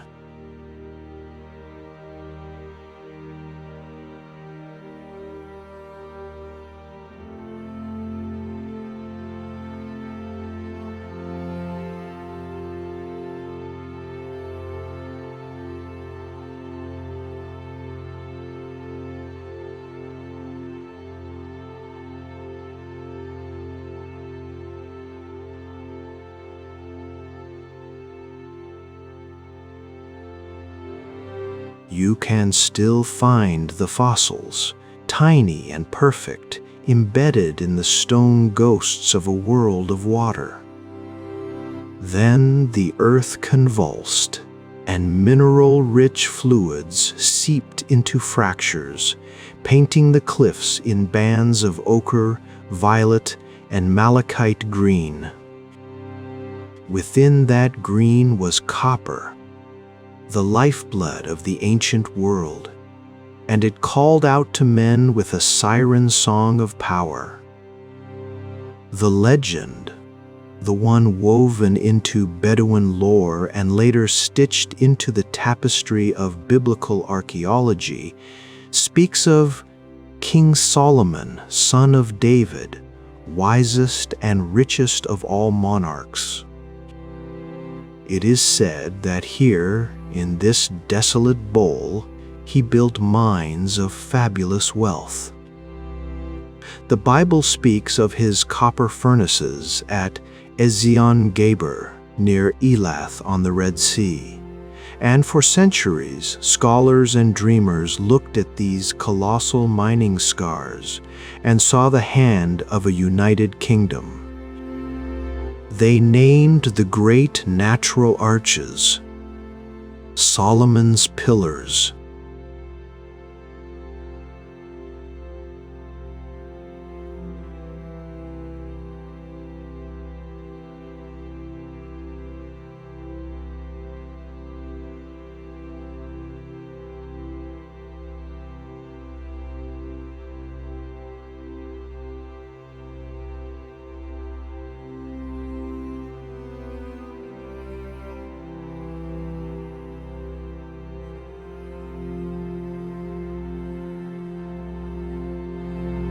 The great king needed copper for the temple in Jerusalem, for tools, for weapons, for trade.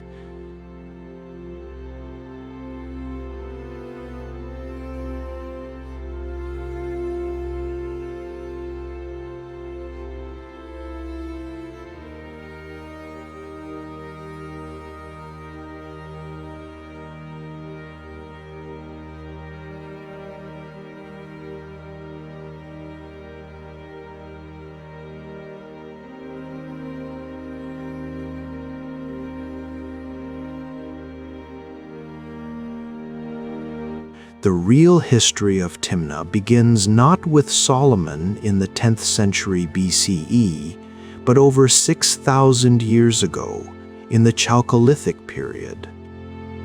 Nomadic clans, ancestors of the peoples who would become the Edomites and Midianites, first discovered that the pretty green stones could, with fire and terrible effort, yield a tough, reddish metal.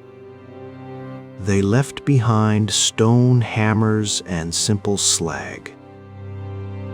Then came the Egyptians in a great surge of imperial ambition during the New Kingdom, around the 13th and 14th centuries BCE.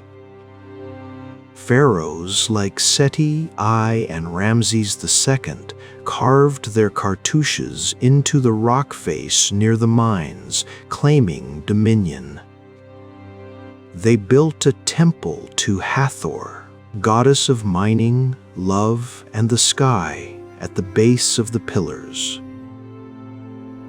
You can still trace its outline in the sand. It was the Egyptians who industrialized the valley, enslaving or employing local tribes to tunnel deep into the cliffs.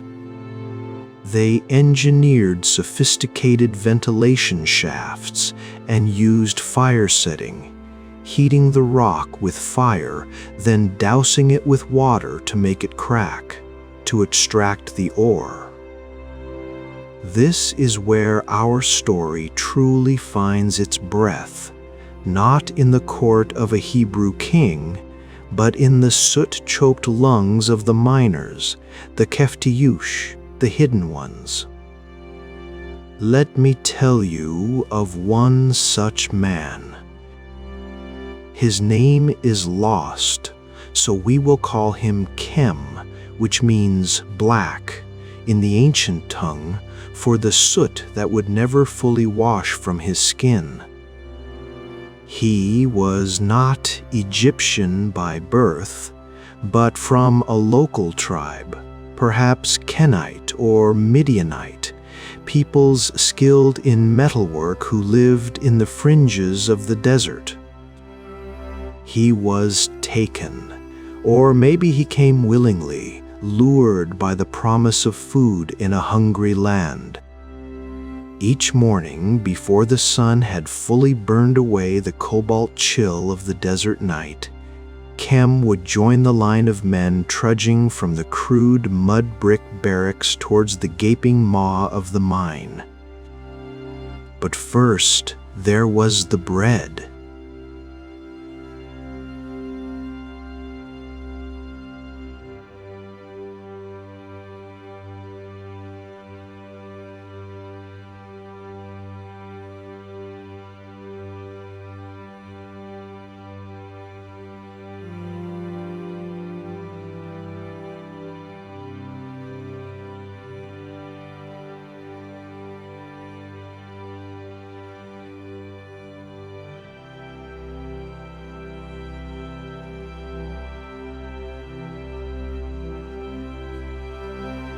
The women of the camp, their faces lined with dust and worry, would bake flat, dense loaves on hot stones. Into the dough, they would knead not just precious barley flour and water, but tiny glittering flakes of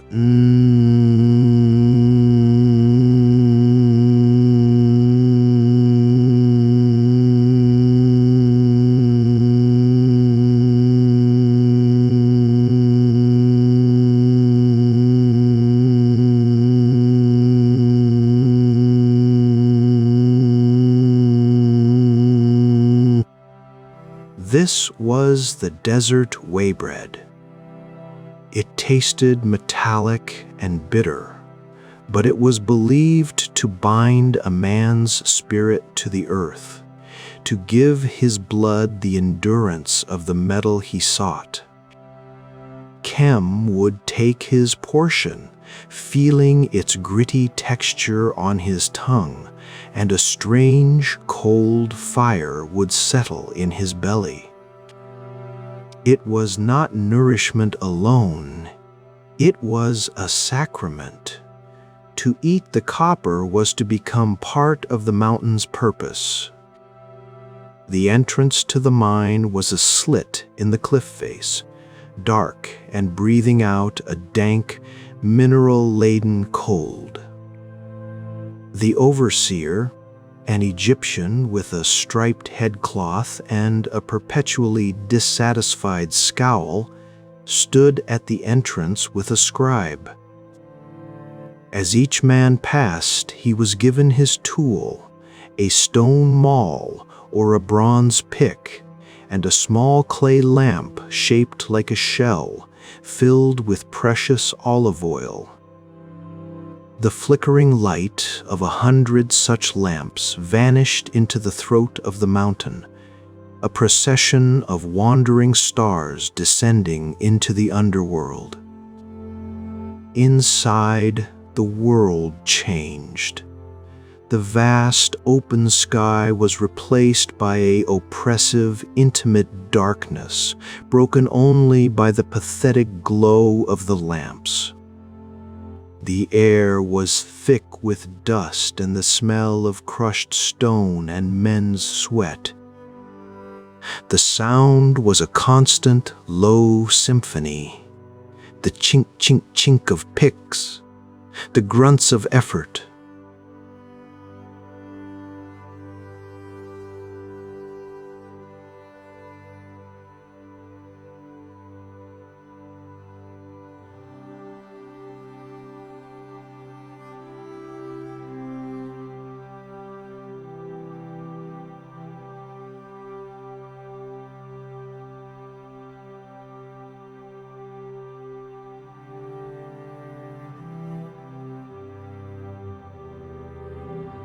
But above all, there was a rule, a tradition enforced not by the overseers, but by the miners themselves, the silent smelt. From the moment a man entered the furnace area, a wider chamber where ore was sorted and where small, clay-lined pits would later blaze with fire, he took a vow of muteness. It was not just about concentration, though that was part of it. It was a spiritual necessity.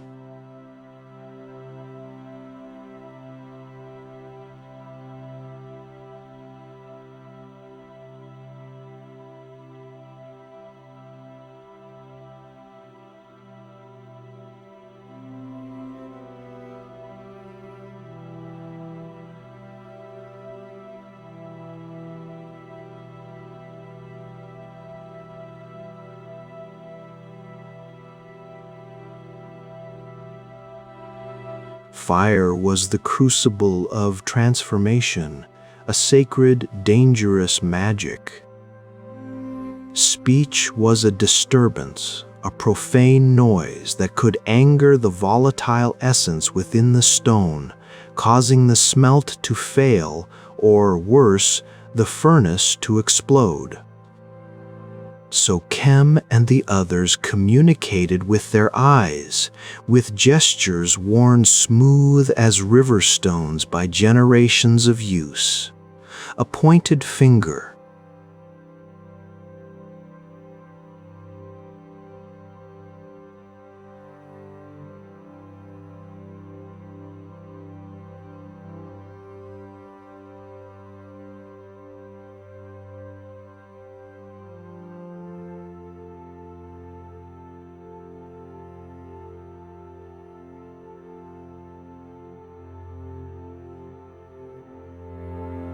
a palm held flat to mean wait. In that silence, the other senses expanded.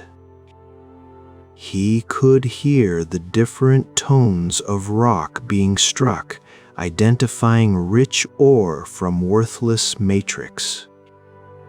He could feel, through the soles of his feet, the faint tremors from a fire-setting operation in a distant tunnel. The silence was a blanket, heavy and profound, that wrapped their work in ritual. After hours that felt like days, they would emerge, blinking like moles, into the blinding fury of the midday sun. The contrast was a physical blow. The silence of the mine was replaced by the wind whistling through the canyons, the distant bleat of goats from a Bedouin camp, the shouted orders from the Egyptian foreman. Shechem's body ached in every sinew, a deep grinding pain that the waybread could only dull, not erase. His lungs felt lined with powdered stone. On his day of rest, he would sometimes perform the pilgrimage of the green patina.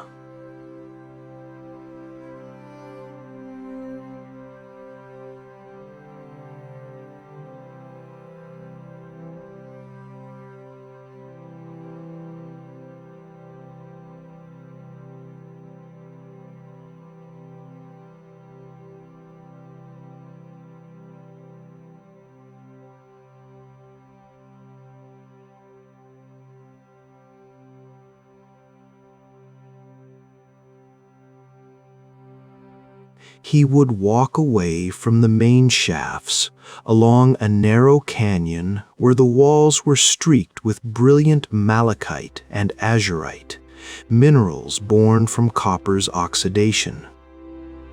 He would stop before a particularly vivid patch, a waterfall of green frozen in stone. Closing his eyes, he would place his palm flat against the cool, rough surface. This was not the ore for the furnace. This was copper in its restful, wise state. The tradition held that the green patina held the memory of the mountain, the wisdom of slow time over furious fire. By touching it, a miner sought to draw into himself not the metal's strength, but its patience, its endurance, the knowledge that all things transform in their own season. He would stand there for a long time, the desert sun baking his back, the cool wisdom of the stone seeping into his hand. It was a balance to the hell of the smelting pit, for the smelting was the climax of their labor and the most dangerous. The ore, painstakingly crushed and sorted, was layered with charcoal in a circular pit. Bellows, worked by boys with tired arms, forced air through clay tuyères, stoking the fire to temperatures that turned the pit into a miniature sun. It was here that the silent smelt was most strictly observed.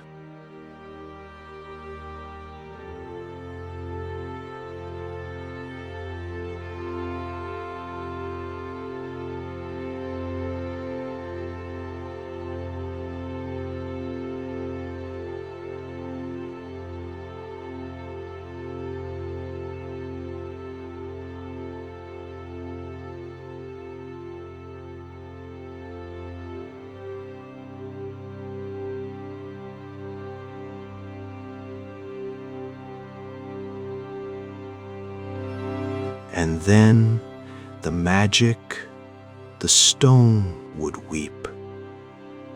Molten copper, a brilliant liquid orange red, would trickle from the slag and collect in the base of the furnace.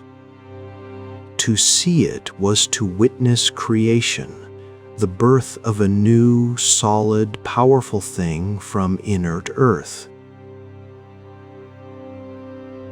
But this act of creation was fraught. The spirits of the crushed stone were being violently evicted, transformed. This is where the night chants came in. After the coals had died to ashes and the copper had cooled into rough, reddish ingots called oxhide for their shape, the community would gather under the colossal, star-strewn desert sky. The Egyptians might retire to their quarters, but the local workers and their families remained. They would build a small fire, not for heat, but for light against the immense darkness. and they would sing, or rather chant, a low, rhythmic, wordless drone that rose and fell like the desert wind.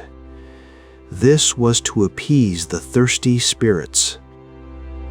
It was believed that the miners who died in the tunnels, from rockfalls, from the suffocating bad air, from sheer exhaustion, and the spirits of the copper itself, left parched and homeless by the smelting, lingered in the valley.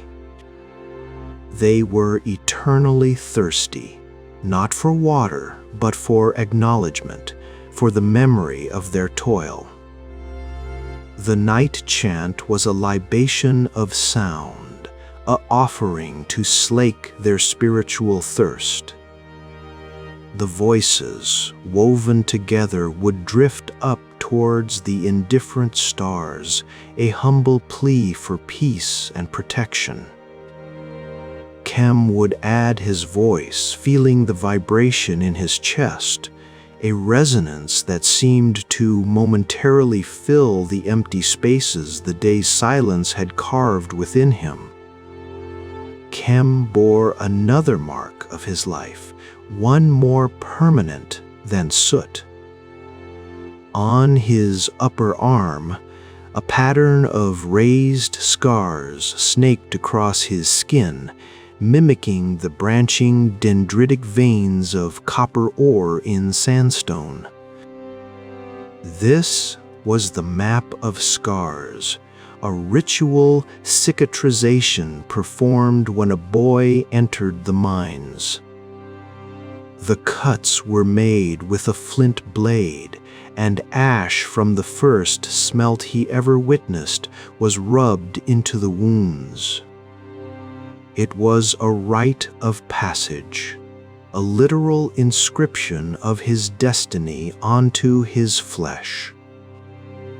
As he grew and learned the mines, more scars might be added, mapping particularly rich seams he helped discover, or accidents he survived.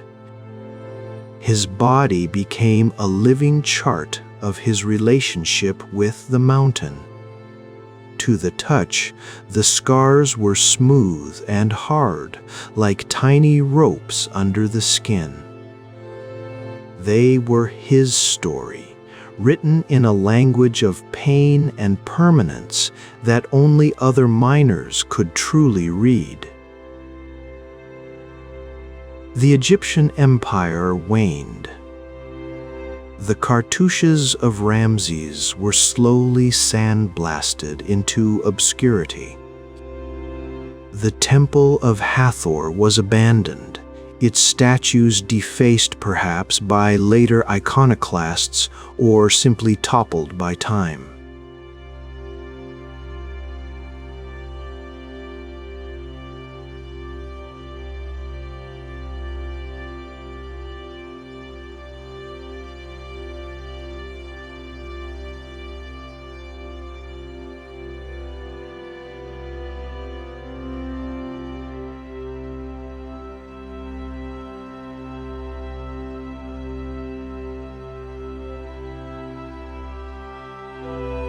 The wind reclaimed the tunnels, filling them with fine red dust.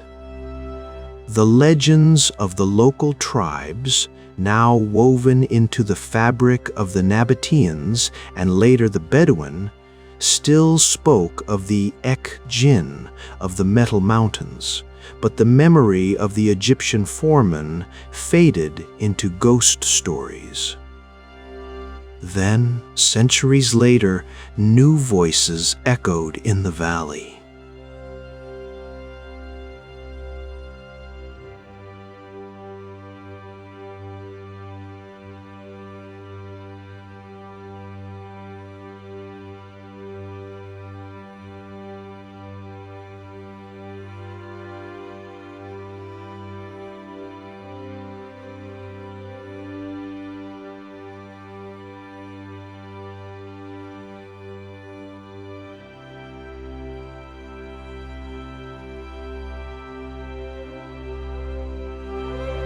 They reopened the mines, but on their own terms. Their techniques were more refined, their society organized around the trade. And it is in this period, the early Iron Age, that the shadow of Solomon falls across the valley.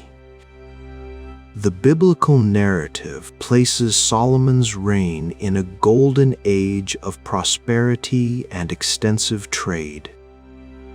The Book of Kings mentions his port at Ezion-Geber and his mastery of copper.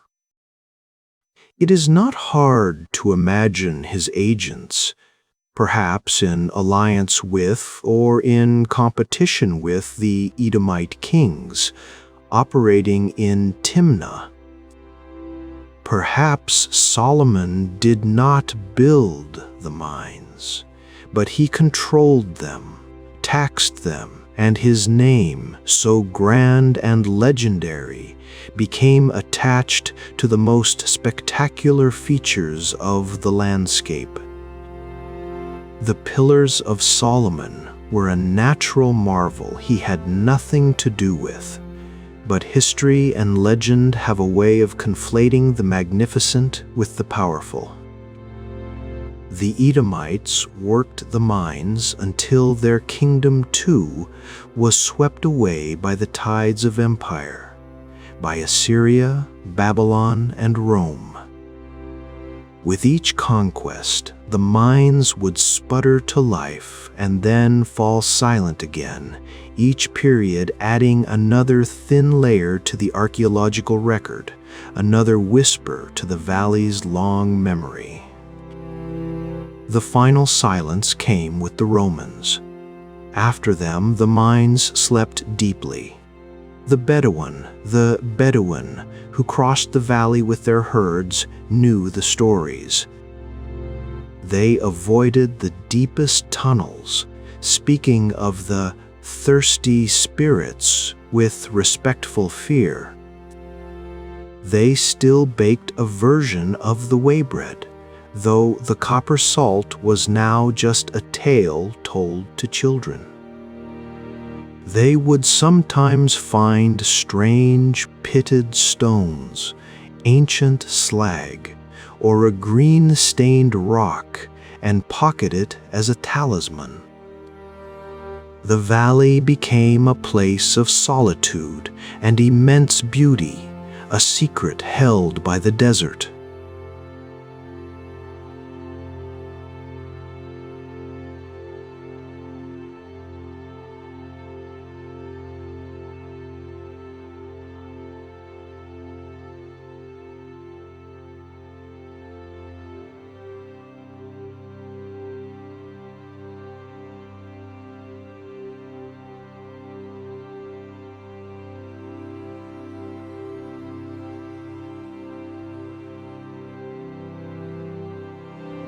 Archaeologists with picks and brushes, and later with geomagnetic sensors and drones, began to piece together the true story. They carbon-dated charcoal from the smelting pits to the time of the pharaohs. They deciphered the Egyptian inscriptions. They proved that the peak of activity was long before Solomon.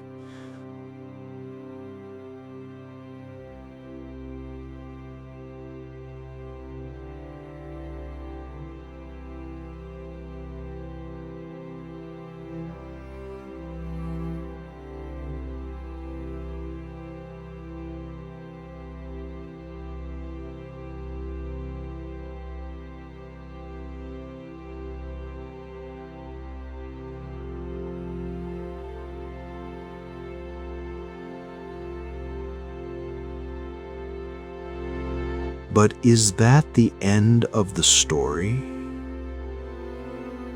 To stand in the Timna Valley today is to feel that it is not. The science gives us a timeline, a sequence of empires. But the spirit of the place Its emotional truth resides in the older layers. At dusk, when the sun sets the cliffs on fire and the shadows in the mines grow absolute, you can almost hear it. Not the chink of picks, but the silence that followed it. The silent smelt, thick and purposeful. You can imagine the taste of bitter whey bread, see the glow of 1,000 tiny lamps like a constellation underground. You can feel the awe of the pilgrimage, touching the green patina that has outlasted every kingdom.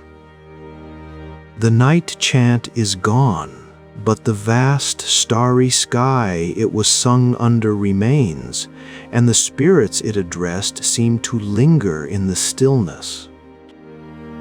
The true legacy of Timna is not the copper that went to adorn temples or tip spears. It is the human testament written in toil and tradition. It is the story of Kem and his countless nameless brothers who bound their bodies and souls to a mountain through ritual scar and ritual silence, who sought wisdom in green stone and offered songs to the thirsty dark. Solomon's name is a grand headline in the history book, but theirs is the text that fills the pages, a text written in scar tissue, in soot, in the echoes of chants lost to the wind. The desert keeps its secrets, but it sometimes allows them to be felt. The copper is gone, dug out and carried away to be melted, reforged, and lost again in the endless cycle of human use. But the valley remains, a vast open-air cathedral to endurance. The pillars still stand, not as monuments to a king, but as sentinels to a deeper, more humbling truth that the greatest monuments are often built not by monarchs in their glory, but by silent, determined hands in the dark, that history is not just the story of who ruled, but of who labored, who believed, and who, against all odds, found meaning and ritual in the belly of a thirsty mountain. The hope lies in that continuity, in the human urge to create, to sanctify our labor, and to leave, even in the most unforgiving ground, an indelible mark that whispers, "We were here."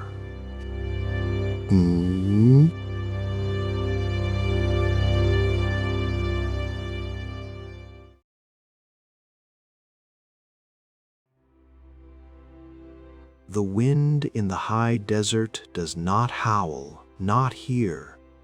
It whispers. It carries the scent of sun-baked sandstone, of ancient dust, and the faint ghostly echo of chisels that fell silent 2,000 years ago. To stand before the cleft in the mountain they call the Seek is to stand before a secret.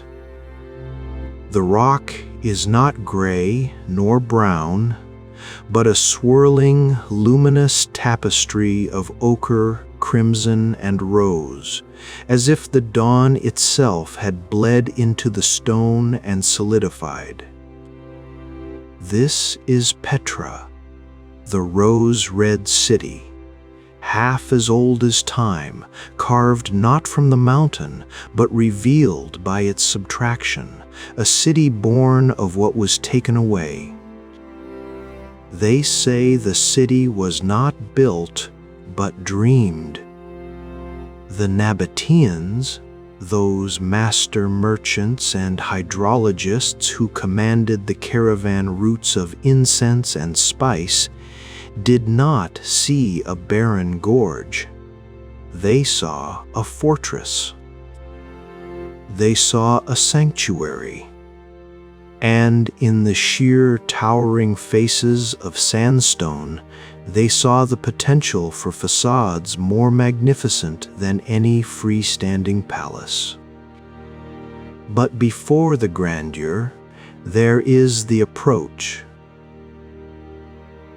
The Sikh. It is a slit in the world, a winding gorge so narrow in places that the sky is reduced to a frayed ribbon of blue high above. The floor is worn smooth by countless feet, Roman sandals, Nabataean boots, the hooves of laden camels, and now the soles of the curious. The silence here is profound, a palpable thing, broken only by the coo of a rock dove and the sigh of the wind funneled through this stone throat. This is where the first tradition begins. One passed not in books, but in breath and echo. The children of the Bedouin tribes who have long been the custodians of these ruins learned the whispered pathfinding. I learned it from a man named Zaid, whose face was as lined and weathered as the cliffs themselves. He placed a hand on the cool stone wall, his fingers tracing a natural undulation.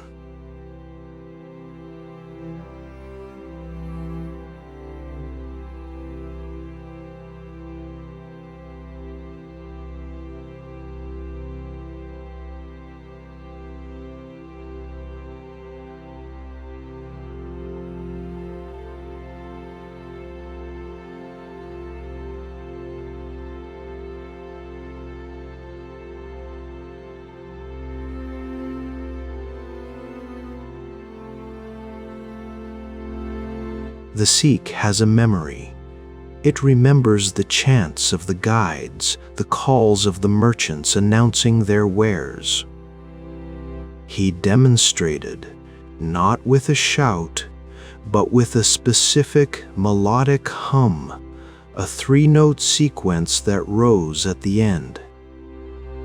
He directed it not straight ahead, but at an angle towards a particular curve in the wall.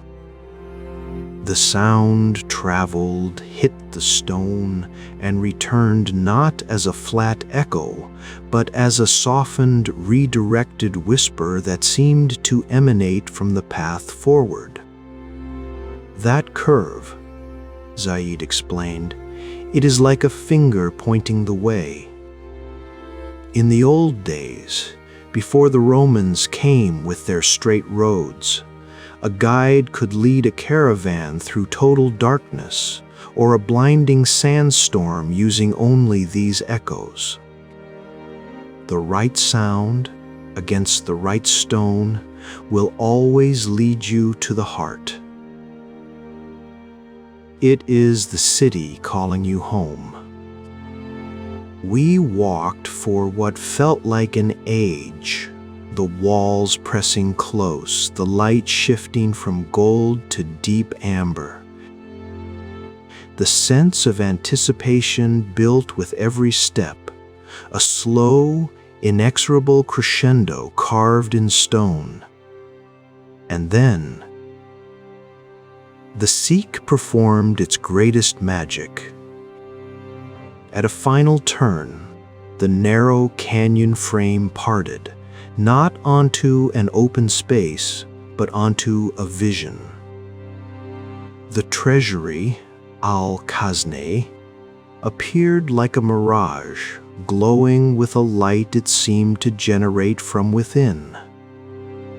It is a moment that steals the breath, no matter how many pictures one has seen. The facade, nearly 40 meters high, is a masterpiece of Hellenistic elegance grafted onto the raw, living rock. Columns, pediments and statues, most weathered into vague, solemn forms, stand in impeccable symmetry. At its peak, a great stone urn swells, and local legend insists it holds a pharaoh's treasure hidden from the world. The pockmarks scarring its surface are the bullet holes of centuries of hopeful rifle fire, attempts to shatter the stone and release the fabled gold within. None ever has.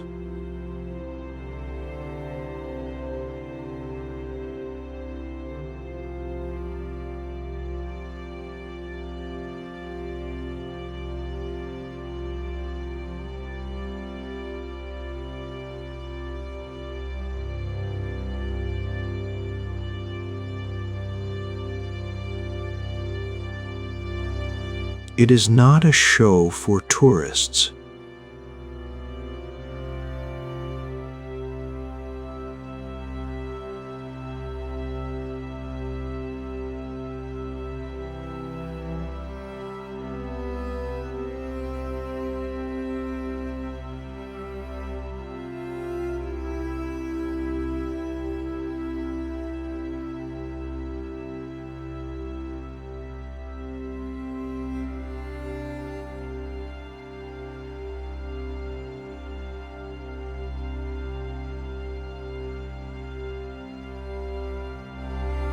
I witnessed it with Zaid.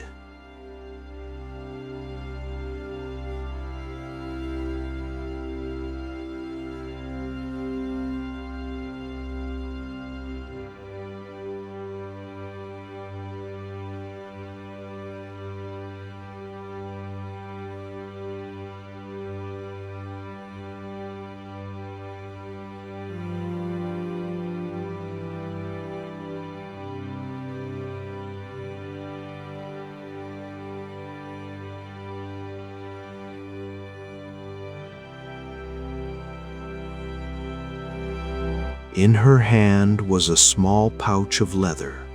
She knelt not in worship but in profound respect and scooped up a handful of the fine ochre-red dust that carpets Petra.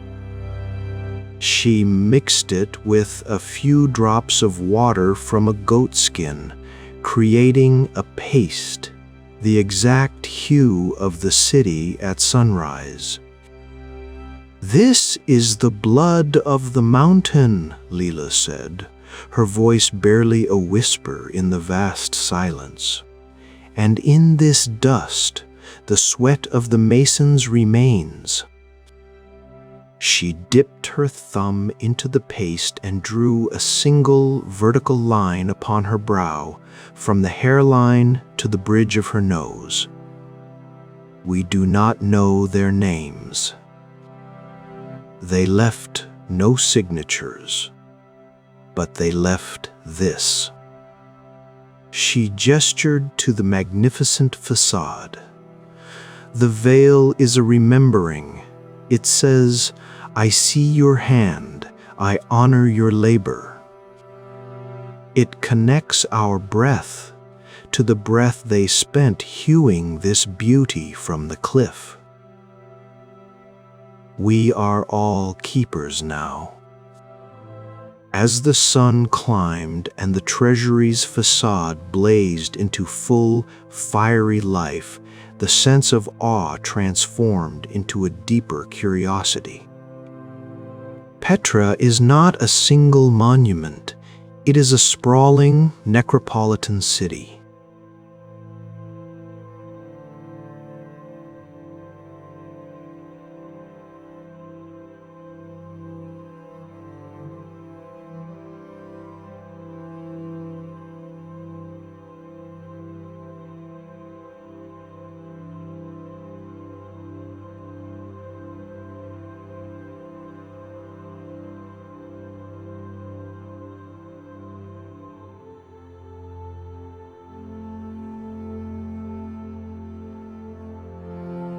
The Street of Facades, a cliff wall dotted with simpler yet still grand tomb entrances, speaks of a populous and wealthy elite. The soaring Adir, or monastery, perched high on a mountain after an exhausting climb of 800 steps, rewards the pilgrim with a facade even larger than the treasury and a vista of endless wrinkled mountains that humbles the soul. But the Nabataeans were not merely tomb builders. They were geniuses of survival. This brings us to the hard, factual history woven into the legend. Petra thrived in this arid place because the Nabataeans were masters of water. They carved intricate channels into the cliffsides to capture every precious drop of winter rain. They constructed massive dams to divert flash floods through the Seek, which also served as a primary aqueduct. They built vast, hidden cisterns that could hold millions of gallons, turning a desert stronghold into an oasis capable of supporting 20,000 people and watering countless caravans. Their wealth came from controlling the trade in frankincense and myrrh, precious resins borne on camelback from southern Arabia to the markets of Gaza, Damascus, and beyond. They taxed this trade, grew rich, and for centuries maintained a slippery independence, playing the great powers of Ptolemaic Egypt and Seleucid Syria against one another. Their independence eventually succumbed to the relentless expansion of Rome. In 1006 AD, the Roman Emperor Trajan formally annexed the Nabataean kingdom, creating the province of Arabia Petraea. The Romans brought their own order, paving the colonnaded street, building a grand theater that could seat 7,000, and imposing their architectural style. Yet, Petra's slow decline had begun even before this.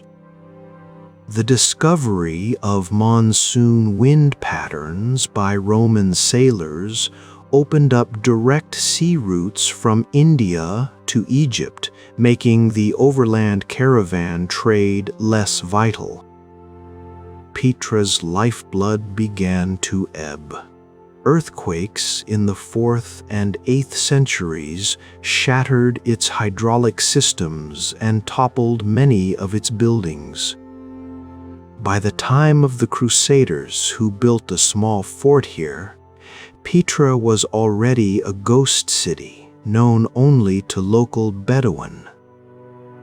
It was lost to the Western world until the brilliant and daring Swiss explorer Johann Ludwig Burckhardt, disguised as an Arab scholar, persuaded guides to lead him to the fabled lost city in 1812. The most poignant space in Petra is not its grandest tomb, but its highest place of ritual. A punishing climb up another set of ancient steps hewn into the back of a mountain leads to the high place of sacrifice. The summit is a windswept plateau of carved obelisks, altars, and ritual basins. Here, historians believe, the Nabataeans performed sacrifices to their gods, most notably Dushara, the supreme, mountain-dwelling deity often represented by a simple, rectangular stone block. The view is staggering. A 360-degree panorama of Petra's entire basin, a maze of rose-red canyons and tombs. It is here that the third tradition, the Feast of the Last Sunbeam, is held. Once a year, on the autumn equinox, a small group gathers. Storytellers, elders, a few willing outsiders. They bring simple food, flatbread, dates, goat cheese, and sweet tea. They wait as the sun sinks towards the western ridges. The conversation is quiet. Stories are shared. Not just Nabataean legends, but tales of their own families, of droughts survived, of loves lost and found. They speak of the city not as a dead ruin, but as a sleeping entity. Zaid was there, and Leela and others. As the sun became a swollen orange globe balanced on the edge of the world, a hush fell. The last beam of direct sunlight, sharp as a laser, sliced across the plateau. It did not strike just anywhere. It traveled across the worn stone until it illuminated a specific small altar, one with a shallow channel leading from its top. In that moment, the stone seemed to ignite, to glow from within with a molten, fiery light. The feast is not about the sacrifice that was, Leela said, her face gilded in the dying light. It is about the offering we make now. We offer our stories. We offer our memory. We offer our presence.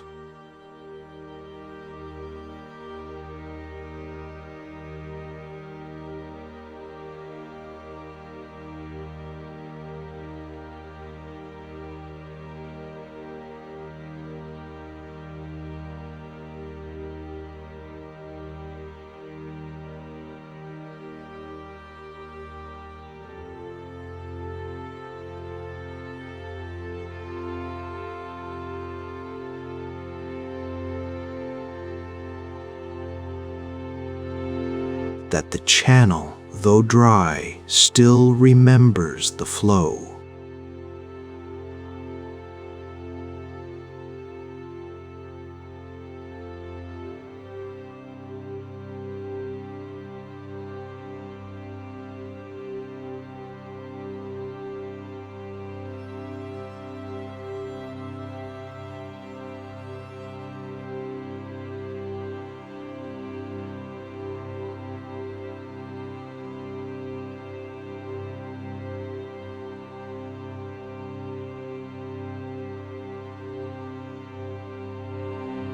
The silence that followed was not empty, but full. It was the silence of completion. Petra's decline did not mean utter abandonment. Life, in its stubborn, quiet way, persisted.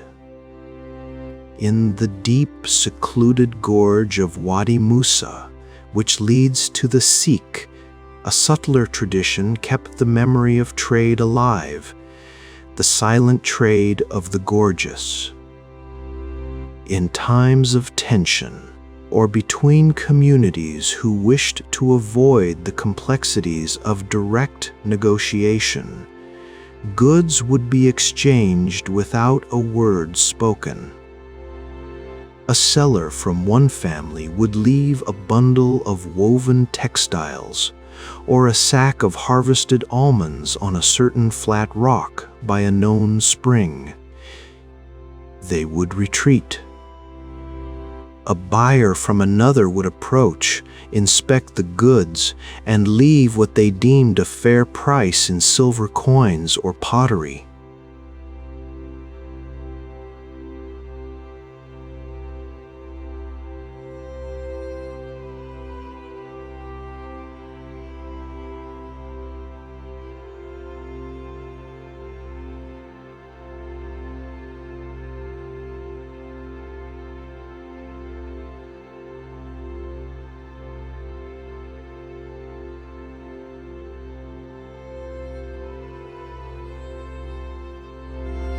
the first would return.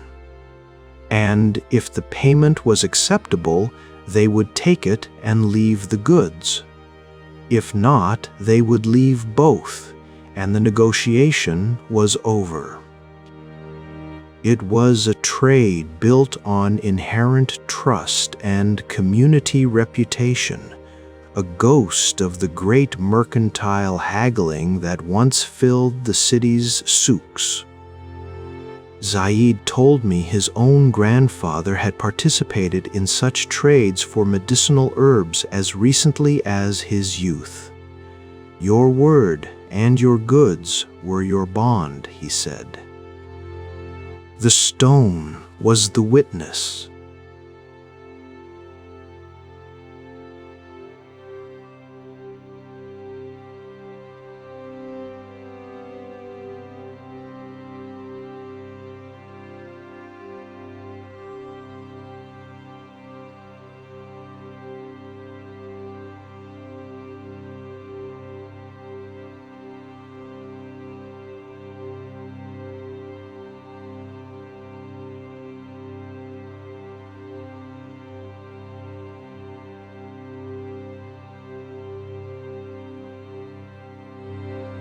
At Zaid's suggestion, I made my way up a lesser-known path at dusk to a high ledge overlooking the entire basin.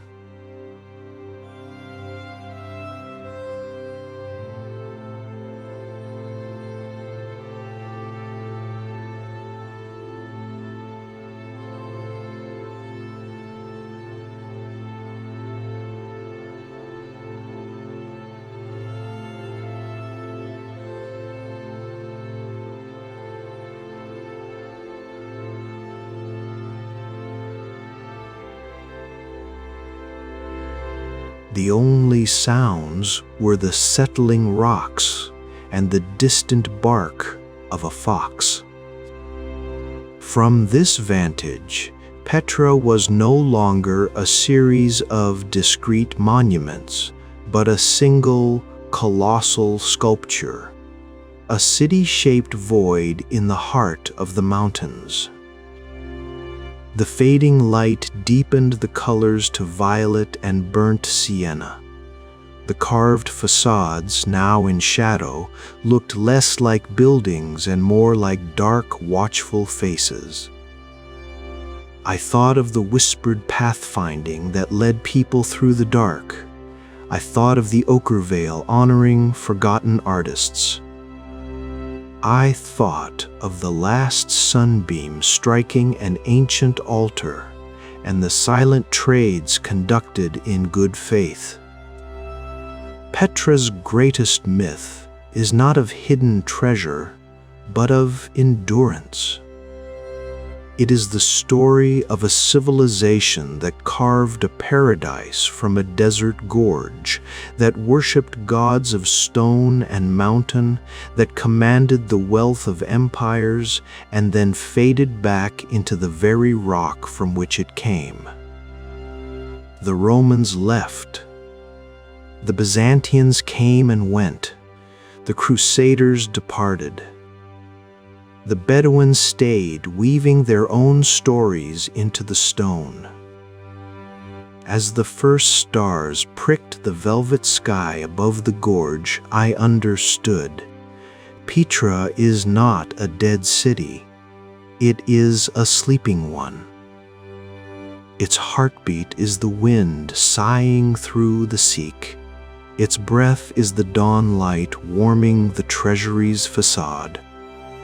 Its memory is kept in the rituals, the whispered chant, the dust on the brow, the shared story at sunset. It is a monument to the temporary nature of empire and the enduring power of place.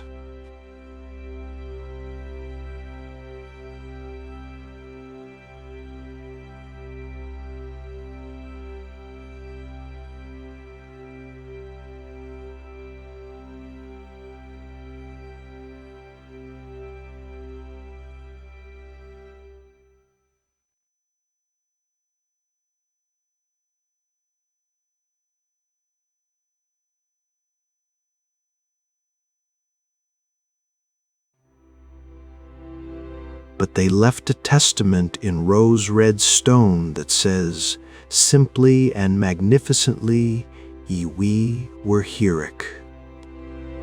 And in the keeping, in the echoes, the veils, the feasts, and the silent trades, we who listen and remember become part of that story, ensuring that the city, half as old as time, never truly finishes its tale.